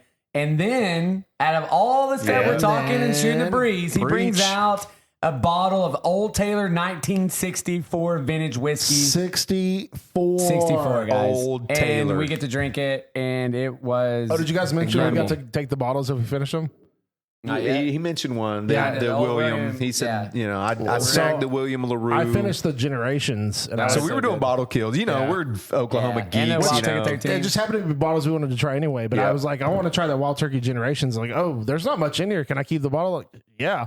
Sure. We met Take the tag. Sig was in there. He was Sig cool. was hanging out. He's Shout got out to him a Sig. handle too. Yeah. I can't remember. Sorry, Sig, but you were awesome. And he was kind of a little shy. he hung out with us the whole time. Yeah, he didn't want to be like filming on, he was supposed to be working too. We saw you, Sig. He kept hiding his laptop and stuff. He was working, but he was also enjoying the time too. I mean, everybody, we come a little loud sometimes, Cody and I do, so that can be a little much, but Sig hung in, was with us, and I got to finish this 13 before we jump into that beauty, but man, Bottle Shop, hey, can't say it enough. That place was incredible. Not Bottle Co., but Bottle Shop. Yeah, get it right. Bottle Shop. Take me to the bottle shop.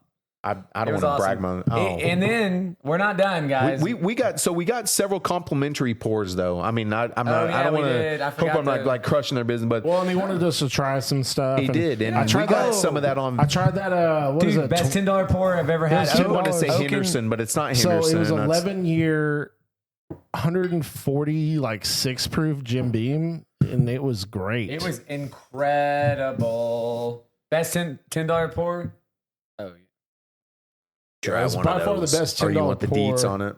No, he hadn't tried it yet. I haven't poured it yet, but I'll pour it here in a second. You spilled it all I down. thought I took a picture of it, but I guess it didn't. We're going to jump into some of this old Four Roses we got from OBSQ, Kroger, a Chris's pick. 11-year, 1 month. 11-year. Whoa. So a lot of folks probably don't know about Chris's pick stuff. Just a quick Kroger thing. Yeah. Like Chris is their master picker, the single barrel specialist for Kroger. So He's probably almost as famous as Doc. Nose maybe. on it.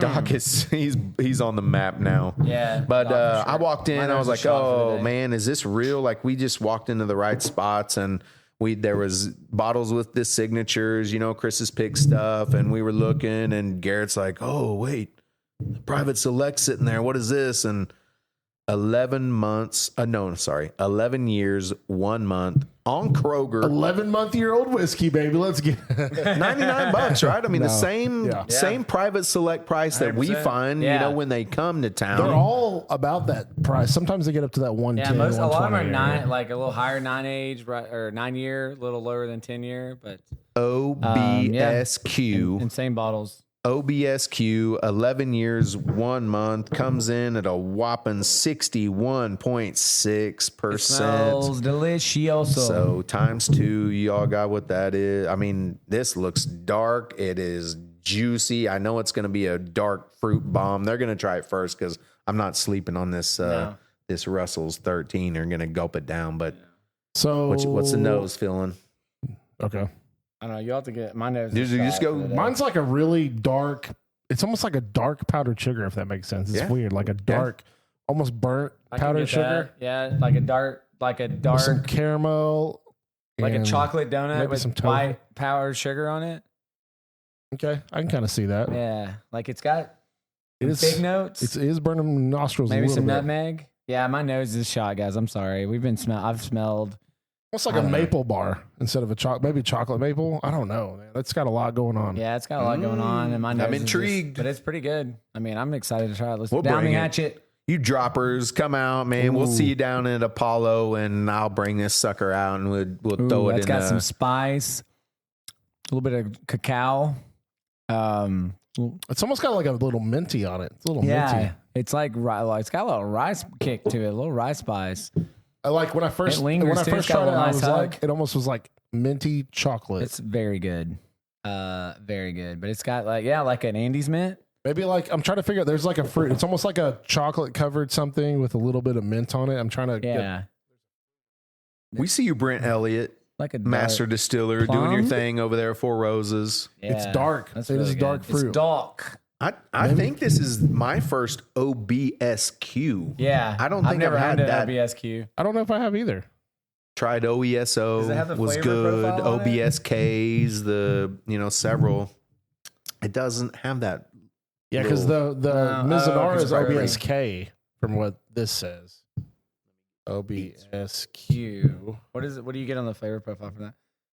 And then we got to talk about the last stop of our journey. It's just a little place off there called Blade and Bow. Nothing too crazy. Yeah, big Stitzel deal. Weller. Only the place where Pappy was invented and came through, and Julian Van Winkle and It says produces the Q blend. It Old produces Fitzgerald unique and, floral, herbal, and fruit forward and characteristics. the Blade and Bow 12 and the Stitzel and Weller 31 they just released, which apparently from everybody Apparently at it's the supposed to bottle be- shop was the best thing they've ever had in their life. $3,000 MSRP. For the Insane, Stitzel dude. and Weller. Yeah, and we had what was our chick? Chelsea? No, Carly. Carly, good job. Carly was the best tour guide we Ever. had. I mean, She knows her She stuff knows left her and stuff. right. She says Shout they out want to to focus Carly. on the history. And Been it in the was game. really She was a Brown Foreman girl, like back in her day, and Yeah. got started over there and ended up over at Blade and Bow, Stitzel Weller, original campus, beautiful campus, old industrial revolution style. Yeah. This is not a drive out to the luscious green grasses and the fences and the horses. This is not that. This is very much. I don't know if you've seen the pictures of the old Fitz and you'll see in the stack video, out there. incredible. Beautiful old. I mean, it's all brick and concrete, but Yeah. man, the history is It there. was definitely a great place to finish. Absolutely. For sure. And you do not come down here and not go there. It's the most iconic distillery ever. Like all your awesome whiskey, Weller, all of that stuff has originated from this place. So it's literally one of the foundations of whiskey and one of the greatest distilleries that ever existed.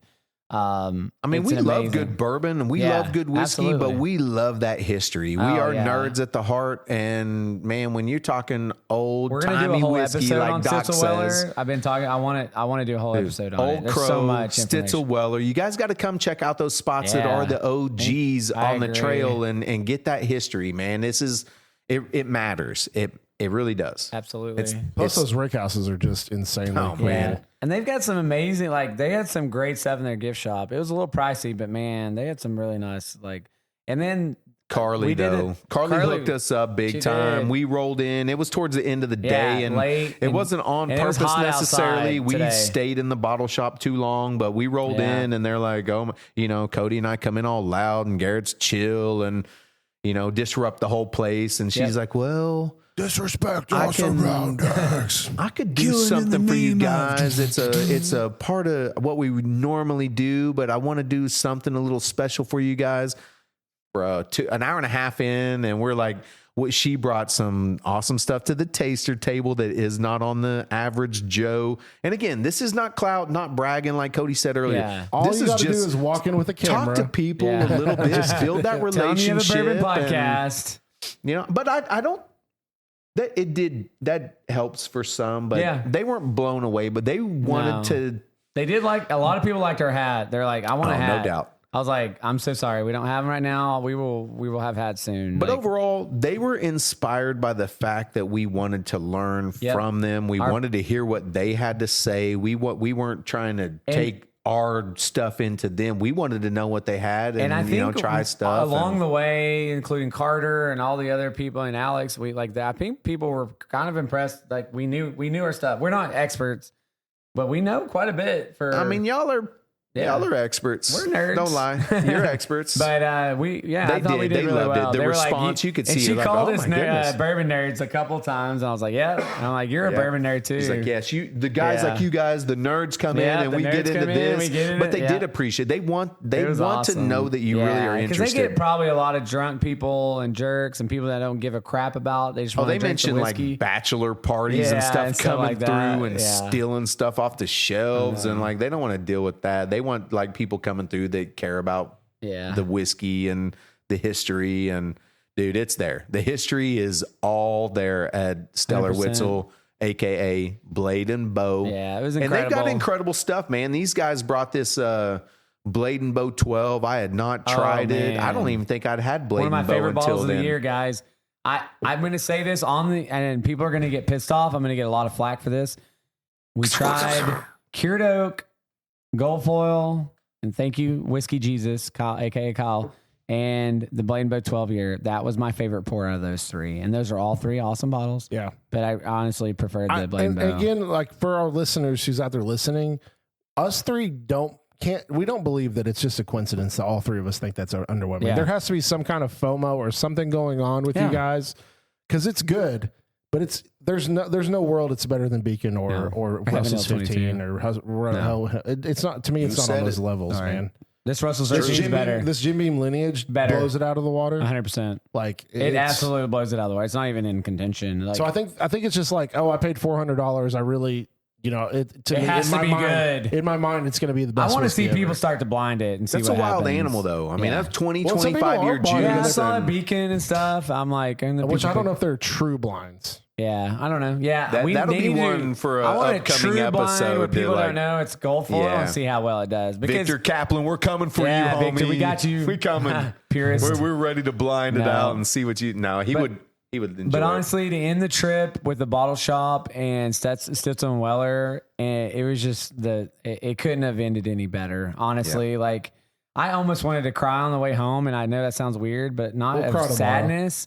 But like, just how amazing this trip was, and it's how my exciting! Party and I'll cry if I want to. Hey, I kid you not. Every turn, I was waiting for the Oompa Loompas to come out of the corner, and like, I mean, I felt like we were in Willy Wonka land. This Kentucky trip happened to you. All right, I'll stop. What do you get when you guzzle down whiskey? You will see. This is the land of pure imagination. It really was. I mean, it was, and no everybody, braggy anything, I guys. felt This like was just. I want to move to Kentucky and join the family down here. Like it was Kentucky Squires. Yeah, I mean everyone's amazing. So, all right. There's a lot of more info, man. These guys are going to drop the video have stuff. A 5-hour you guys are going to this. see some awesome footage. You're going to see what we're talking about here on this. I just noticed that Paul's volume is way up compared to ours. So the times he's yelling, it's going crazy. So sorry, Ethan. Yeah. Hopefully you can do some editing. But I'm actually farther away. No, from there's been a couple times where you're getting that like, and I saw it going red. I was like, why is it going red? And I look over like, oh, it's way too high. Yeah, your volume. Is too high. Too much volume. Turn up the volume. That's good. Welcome. All right, so welcome, Paulie B, to the cast. Before we kind of wrap this up, we talking about a few things. So did you guys think about what your favorite memory was? I think that's so hard. My favorite memory was just meeting Bob and Jill and like just hanging out with them all day and experiencing and sharing those experiences with them. I think that was probably my favorite. And I know that's like, I don't know, a little cliche maybe or what, but I really think that was just a real moment. It was a special moment. And they were good people. Yeah. Just, I mean, and real he was like, thank you guys for letting me, time. like, dude, no, thank you. Like he made the day awesome. Like Bob, you're awesome, dude. Jill, love you, Bob awesome Long. too. You're I hope for life. I hope we stay connected. I hope to come visit you guys in Nashville. And that was incredible. I'm probably gonna say Castle and Key, man. Oh, We wow. rolled up to I thought you were going to say Dark Arts. to the yeah. I mean, again, dude, there's so many experiences, and Yeah. you aren't off there because y'all know, man. Dark The Arts Dark was Arts incredible. is a thing for me, but no buts, dude. But Maybe a couple. we rolled out on Tuesday to Castle and Key. The place was shut down. That was incredible. We're just talking as Cody and I do. Hey man, what do you know? What's going on over there? And ends up we meet Bo, and got the full Taylor. Bo Taylor, E.H. Taylor, great grandson. And the Colonel Bo dude Taylor. was just straight up a great guy, man. Dude, I mean, he was right on Yeah. our level. He wasn't pretentious. He didn't act like he knew more, but he was just very He was the most down to earth person I've down to met earth, that has yeah. that kind of name. Like, Man, and took us on the full ride. I mean, Yeah, it was only thing excellent. we didn't get there was like the tasting thing. But Yeah. at that point, man, I was so blown away that we got on the grounds. We got that little VIP access, and I'm sure nobody knows Bo. They probably, there are people out there. I know some people know, but you don't know this cat. If you saw him, he's Yeah. not, You would don't know not Bo. think that this, he didn't come across like, I'm I own the E.H. place, or- Taylor's yeah. great grand. It was none of that, Yeah. man. He was just very modest and cool, dude. That was awesome. And then number 2, yes, Dark Arts, Macaulay, Oh, yeah, Dark Minton. Arts was Thank you, sir. That was so freaking epic. Yeah. Unplanned, all of it unplanned. We were just rolling. We were trying to follow a schedule, an agenda that kind of made sense for the most part. Yeah. We effed up here and there and pulled up on course. some spots where Well, worked out they were for us. closed and all. But hey, again, even when they were closed, the doors were opening at every turn, Yeah. and we were just. If we had known super that it was epic. closed, we may not even made it over that way that day. yeah. It wouldn't have happened the way that it went special down. one, it's there's it was meant to be. no AI doubt. lied to us, and so be careful when you're using AI, by the way. And our boy TJ from Bruzel, like he'll tell you, man, go and find those smaller spots where you can get in and where it's not totally packed out. You're going to get a more one-on-one, a more direct experience with some of those places when they're not packed out. If you can go and talk to some people and just get into the door, you're going to see some special things happen if you're interested and you ask questions and they see that you're into it. Awesome. Yeah. What about you, Garrett? Tell us. I had to do a lot of reflecting because there know. was a few. And Honestly, there's too many great. I'm gonna I'm gonna give 2 honorable mentions. I'm not gonna go in super detail, but I do want to shout out Buzzard's Roost because that was Yeah, awesome. Buzzard's Those guys was were cool. incredible. Jason, Jimmy, I think him Olivia. really. Miss Judy, Olivia. Yeah, Holy him saying cow. his Yeah, grandparents are from Duran. We just Yeah. talked a lot about Yeah. that. We got really into detail about the wood staves. Took and us back, let us try super stuff. fun memory there. And then the second one that I wanted to give an honorable mention to was crap. I just went blank. Bourbon Brain. What was I gonna? Who? Oh, dang it! I have no idea. Oh, it was Doc at Kroger's. I think meeting Doc at Kroger's Yeah, and that was coming special. across as That was Russell's special, too. 15, like that, or Russell's 13. Super cool moment. But my favorite is Jim Beam, and I'm not just because I'm a huge Jim Beam homer, but I thought the gift shop was amazing. I thought the bartender was amazing. I thought Prices. I thought the property was like they had those really cool statues. Like everything was beautiful. And then we went with Bob and Jill over the restaurant. Yeah. And that was just epic. the best nightcap. It was just like agree. we haven't awesome. ever, because we've met people like that have recognized us, like, and I've got to give, which we completely missed Whiskey Thief, which is an awesome experience, and I'm sorry there's so much for us to talk about, but we met Amar and Ray. Amar's in Austrian Dallas. We met folks. their family. They're incredible. So Austria. we want to make Good sure day, mate. Austria friends. Put another shrimp on the bobby. Yeah. I got to show him pictures when I went to Vienna, that was incredible. Like But the Amar sausages? and Ray were awesome, and they're huge fans of Damon as well, and it was just cool to meet them. And you were talking to them for a while. We met these Indian guys, which happened to be one guy I was talking to was a neurosurgeon. I was sitting at the door, and then I was waiting on these guys who were talking We to were the over here Indian guys. talking. And these two Talking to guys a come out, like I thought they neurosurgeon, were yeah. leaving, and he'd like, oh, you coming inside? I'm like, yeah, I'm waiting on my buddies. They're like, you the Bourbon Nerds, right? I'm like, yeah, we're the Bourbon Nerds. He's like, yeah, I watch you guys and I watch Open Season Opera. I go, oh, Damon, that's our buddy. I boy. like those I guys. wish he could That have was made it. Ray, right? He's from Dallas, Chicago. Amar's from Dallas. Omar, yeah, you're right. Amar was from And Dallas. then we were like, yeah, man, if you amazing. come down to the blendery, we'll get Damon and walk. It was like, dude, Yeah. you're going to freaking So make me we're- nerd out all day. 100%. So we're talking to like Amar, like, okay, Ray has to come down and we're going to take him to the whiskey blendery and show him a good time. We talked a lot about the whiskey blendery, obviously in Ho Chi Town. 2 amazing spots, an NDP that's making some of the best whiskey ever. And then Ho Chi Town that's putting Oklahoma whiskey on the map. So, everybody enjoyed it. I'm not Garrett surprised Pour. because yeah, we let a lot of people try the barrel proof stuff, but I gotta try they really did enjoy it. We were able to share Oklahoma product, and the people responded, and they would like the fact that we had. I mean, Garrett was literally strolling around with the little mini, and I don't know if that was the goal, but it worked out, man. Everybody really appreciated being able to try some Oklahoma juice. Yeah, and I'd taken it out of my bag. It's sitting over there on the counter somewhere. And I'd forgotten that I took it out until today. And I was like, crap, I forgot it was. We just got to chatting it up, man. Jason, they were talking about Oklahoma ties. His grandparents were. He's like, we didn't go to Disney World. We went to Durant, Oklahoma when I was a kid. That was our vacation. We're like, well, you really did. He shouted out the giant peanut that's, in Durant. And like he knew. I mean, and he came out with it, Durant.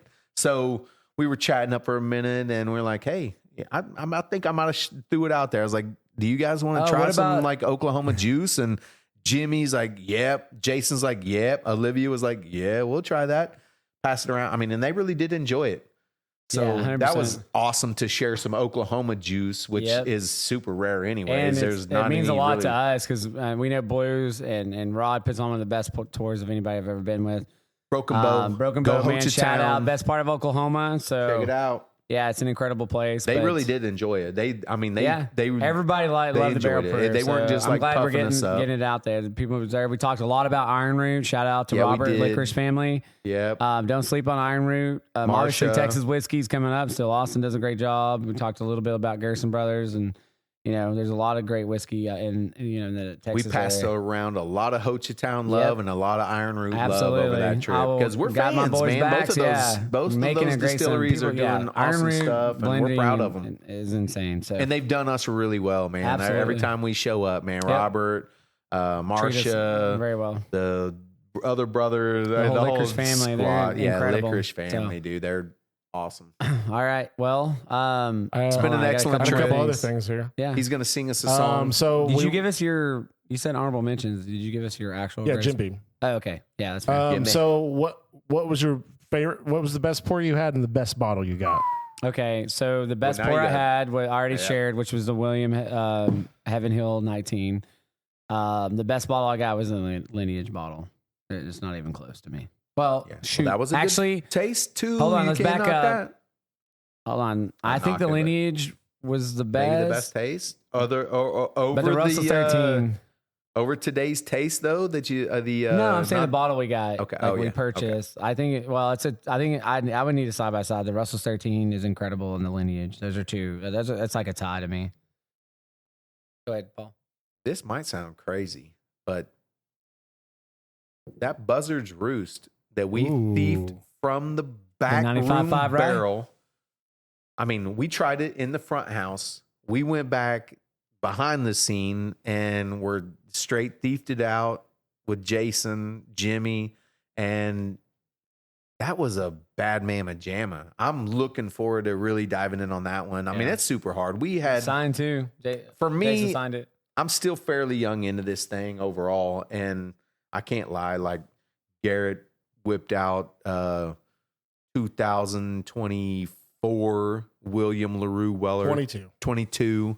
That was my first time having William LaRue Weller, and that mug was insane. Yeah. And then I had a 2008 William LaRue Weller today, 2 ounces. Yeah. 2 ounces, killed that bottle out, and they're like, yeah, we'll let you take that bottle for your little keepsake, buddy. Absolutely. So that was, I'm like, God, it's impossible for me to pull them out. And the Starlight 10 was so crazy good. I mean, these guys were like, it was epic.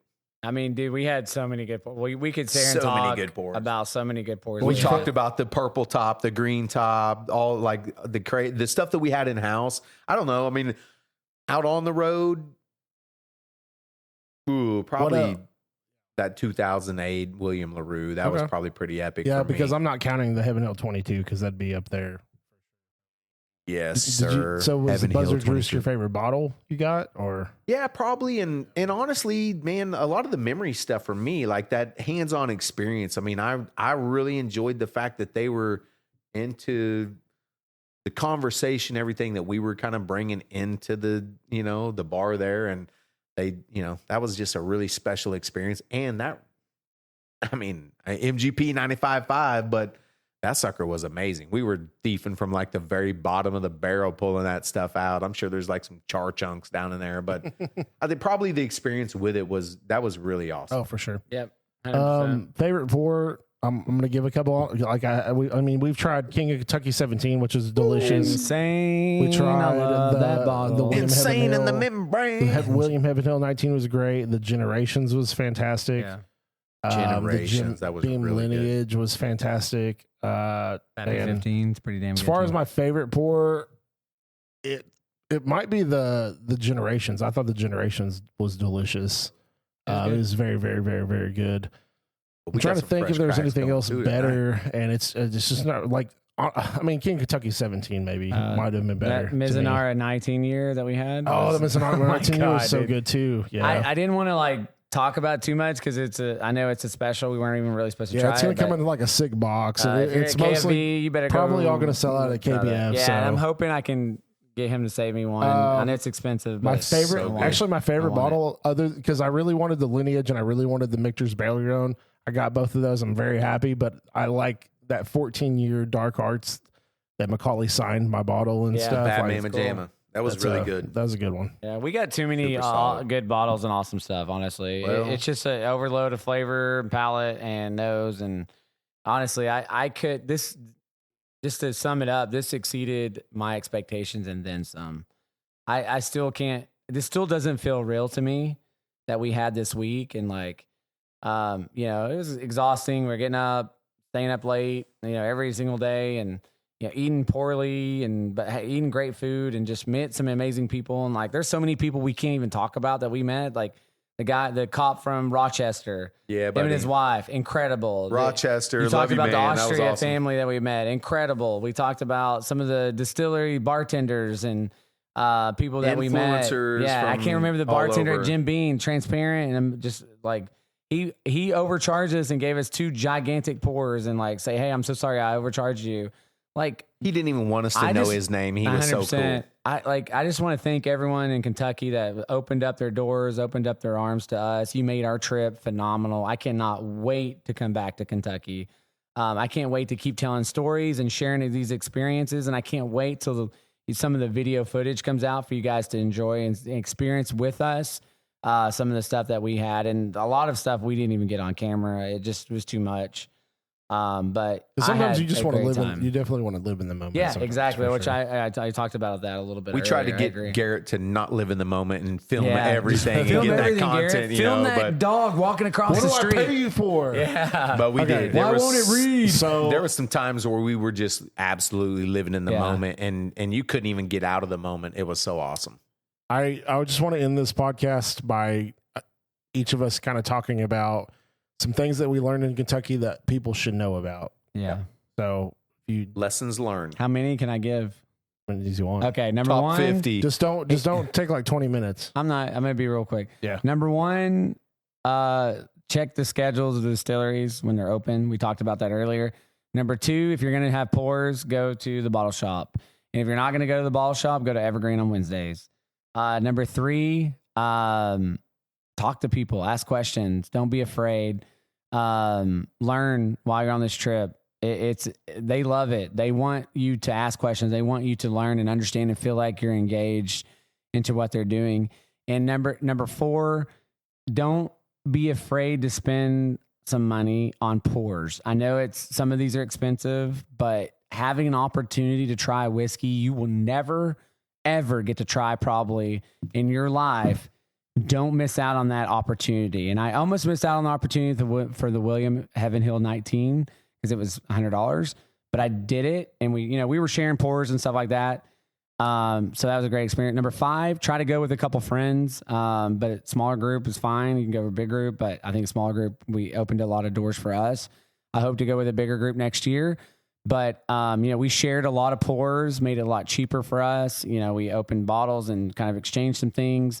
So I think those are 5 things that, and there's a lot more I could talk about, but I think those are 5 things that I learned on my journey.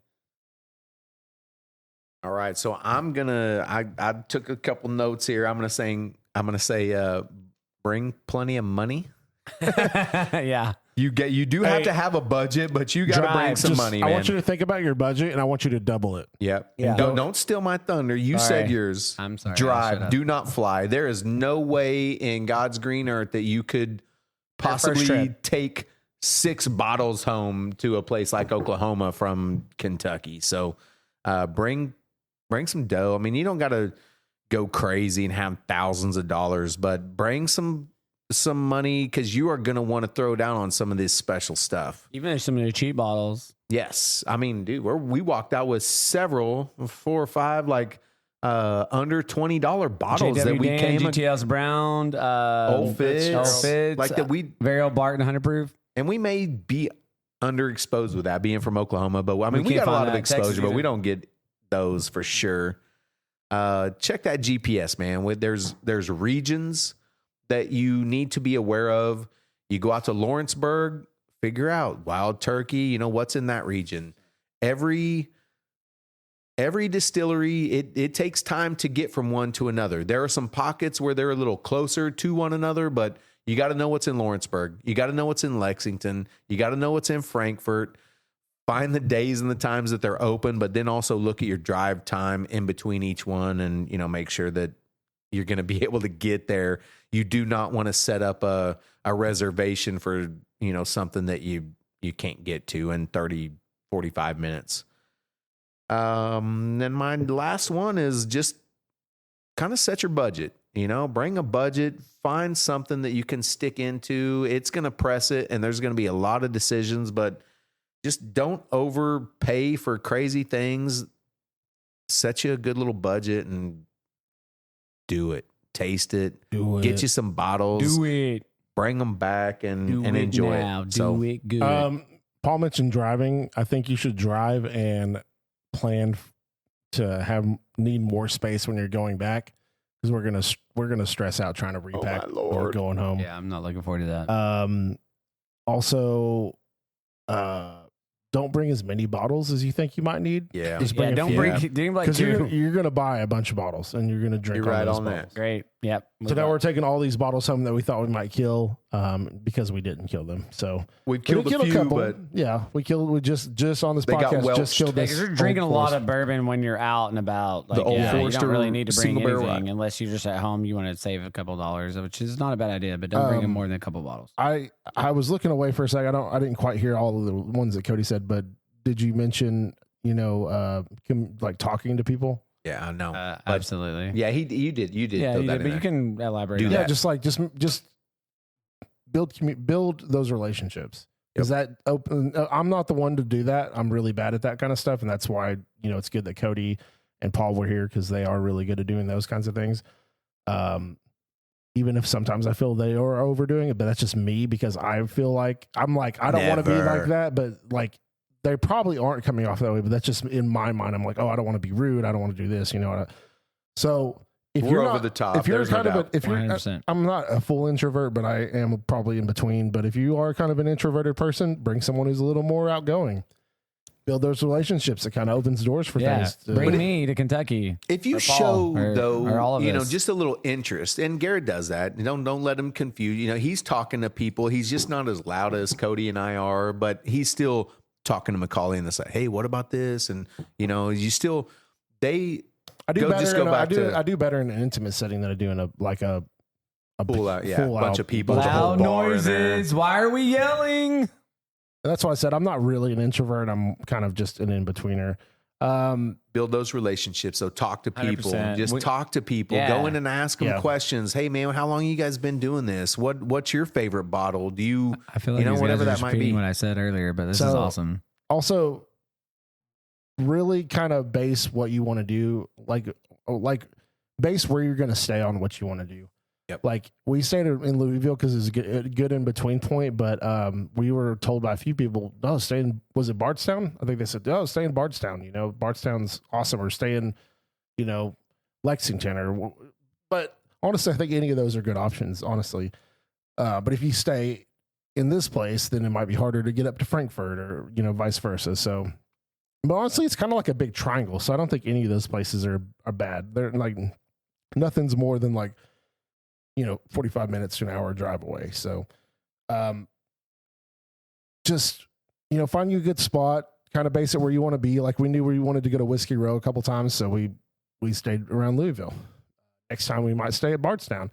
I'd like to stay at a haunted hotel next to the cemetery. Let's do that. Let's do that. Also, and I can't stress this enough because I've done a lot of reflecting on this trip and my walks and stuff. Really kind of like live in the moment and just enjoy all the scenery. Like take it all in. Kentucky's beautiful. Take a moment. Like don't just try to rush through everything. Like I know a couple times I felt like I was trying to rush through some things, but really take the time to go in and just enjoy all. And just like this morning on my walk, I was watching this beautiful sunrise and I'm just listening to music and it's just like, man, this is beautiful. This is a beautiful moment. Like this is a good, like 30, 45 minutes to just enjoy the scenery, take a walk, thankful for life. Like, and I even mentioned this in my post, like sometimes, you know, life is hard sometimes, but I think if you take a lot more of the good with the bad and think more positively, you'll enjoy your life a lot more. You don't have to like let others control your life or let your thoughts control your life. Just, man, like just waking up is a blessing. Create your own happiness. Yeah. Like live in the moment, enjoy the moment, live like I said, life isn't always going to be easy, but you know, shit happens. It's damn hard sometimes. Let's just be honest. It's damn hard sometimes. It absolutely is. We can have a whole podcast about that, and we should probably talk more about that. But stay up, stay positive. Yeah. I always try to be positive. I know I come off as grumpy, and I'm not. It's just like I'm not the most talkative sometimes, or sometimes I'm hungry, or sometimes I call him Grumpy Bear. Or sometimes I'm tired because I've only had 5 hours of sleep every night this week. You know, but it's all great, and you know, I'm one of those people that can kind of get over that pretty well. Yeah. Hey, he's rolling with Cody and I, so it is not easy. He has to put up with me, guys. That takes a lot of patience. Ask my wife. Yes. So I did want to say thank you to Garrett for all the recording and work and putting up with me and Paul. And then Paul, thank you for your hard work. You've worked with us and pushing us to push beyond what we normally do, which is incredible. And because Paul's like, getting for a picture, and I'm just thinking, oh, I don't want to take a picture. But, it's like, and then they turn out really cool. It's like, that's a cool picture, Life is short. We may never get to do this again. We don't know if we're going to be here tomorrow. We don't know if we're going to be here next week. So tomorrow's not guaranteed. Yep. Tomorrow's not guaranteed. Oh, like Kung Fu Panda. What did he say? He said, yesterday's history. Tomorrow is a mystery. Today is a gift. That's why it's called the present. Absolutely. Bam. Nice. And there's a bonus quote from the Kung Fu Panda. Yeah. That turtle was wise, man. 100%. I want to hit this at home. So give me 2 seconds. Bonus, but most important, go support the little guys. Yep. Peerless. Support local. Buzzards Roost. I'm forgetting. Dark Arts. Dark Arts. Yeah, absolutely. Dark Arts was really the first one I was wanting to talk about. There's so many more. Larkin, Whiskey Thief. Yeah. Like, go experience. Those guys have so much to offer. And just go support those guys. Buffalo Trace is going to be fine. We all want to go to Buffalo Trace and Makers and all those other guys. But you want to blend in with, like, you got to go see the historic places. No, I'm not saying you don't, but don't. Maybe not do the tour at Buffalo Trace. Like, it's like, okay, this tour is okay. We learned a little bit and got to see some stuff. But don't just go to Buffalo Trace and Makers. Go to the little guys too, because you're going to miss out on some great history, great whiskey, and great experiences. But honestly, also, like, you can kind of just walk the grounds at most of these places. Like, you don't even really have to do the tour to see. No, we only did a couple tours. Like, and I eventually want to do all the major tours and small tours, and I'd like to do them all at the end of the day, but you can't do it all in one. Like Garrett said, take a second to enjoy. Take the time to, go to walk that extra couple miles, go see the Louisville Slugger and the stadium and all the other stuff, and like the Kentucky Derby place, which we didn't even get to go to.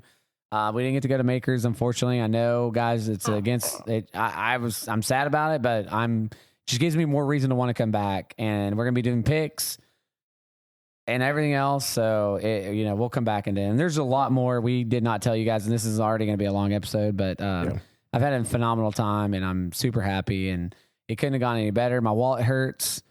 I need to get a second job, but you can't take it with you, and you can't die. They're not going to bury you with your money. So and don't try to do as much as you can. Don't rush through it. Rush through things, right? Yeah. Make pick I think we did it really well. We picked the main places we wanted.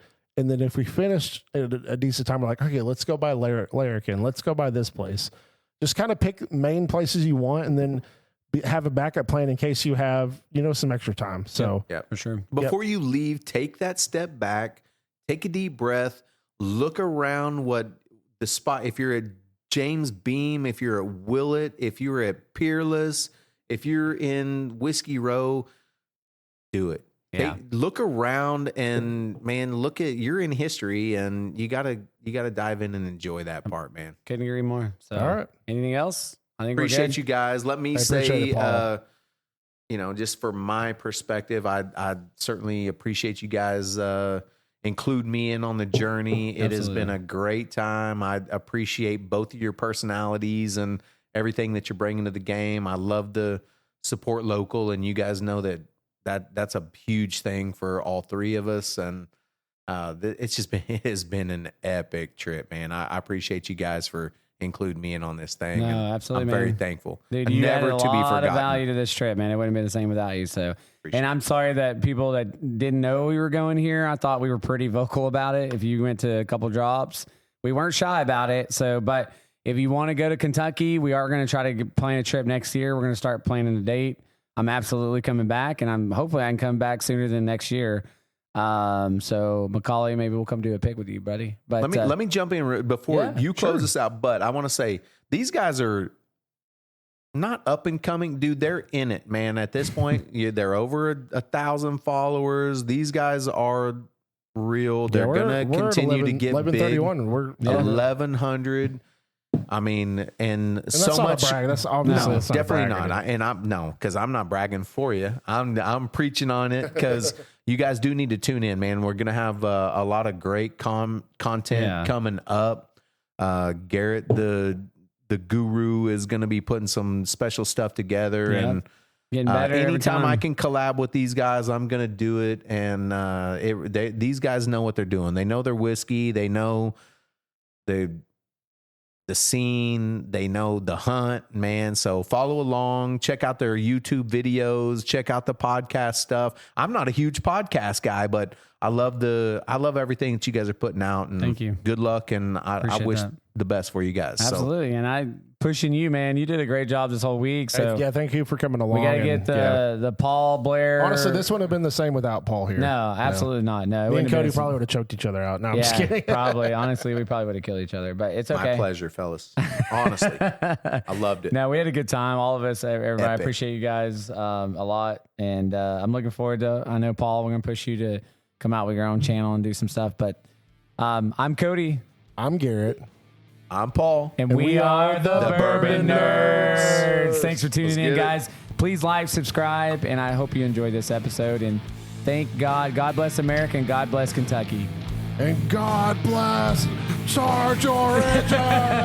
All right. Ciao, ciao.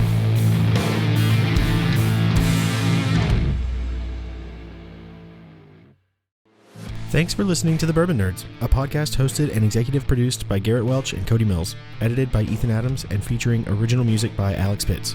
If you enjoyed this episode, make sure to subscribe, leave a review, and share the show with your favorite drinking buddy. Follow us on social media for new episodes and updates. The Bourbon Nerds podcast comes out every other week, and the guys are always releasing new videos on YouTube. Until next time, always remember to drink responsibly, know your limits, and never drink and drive. Cheers, nerds!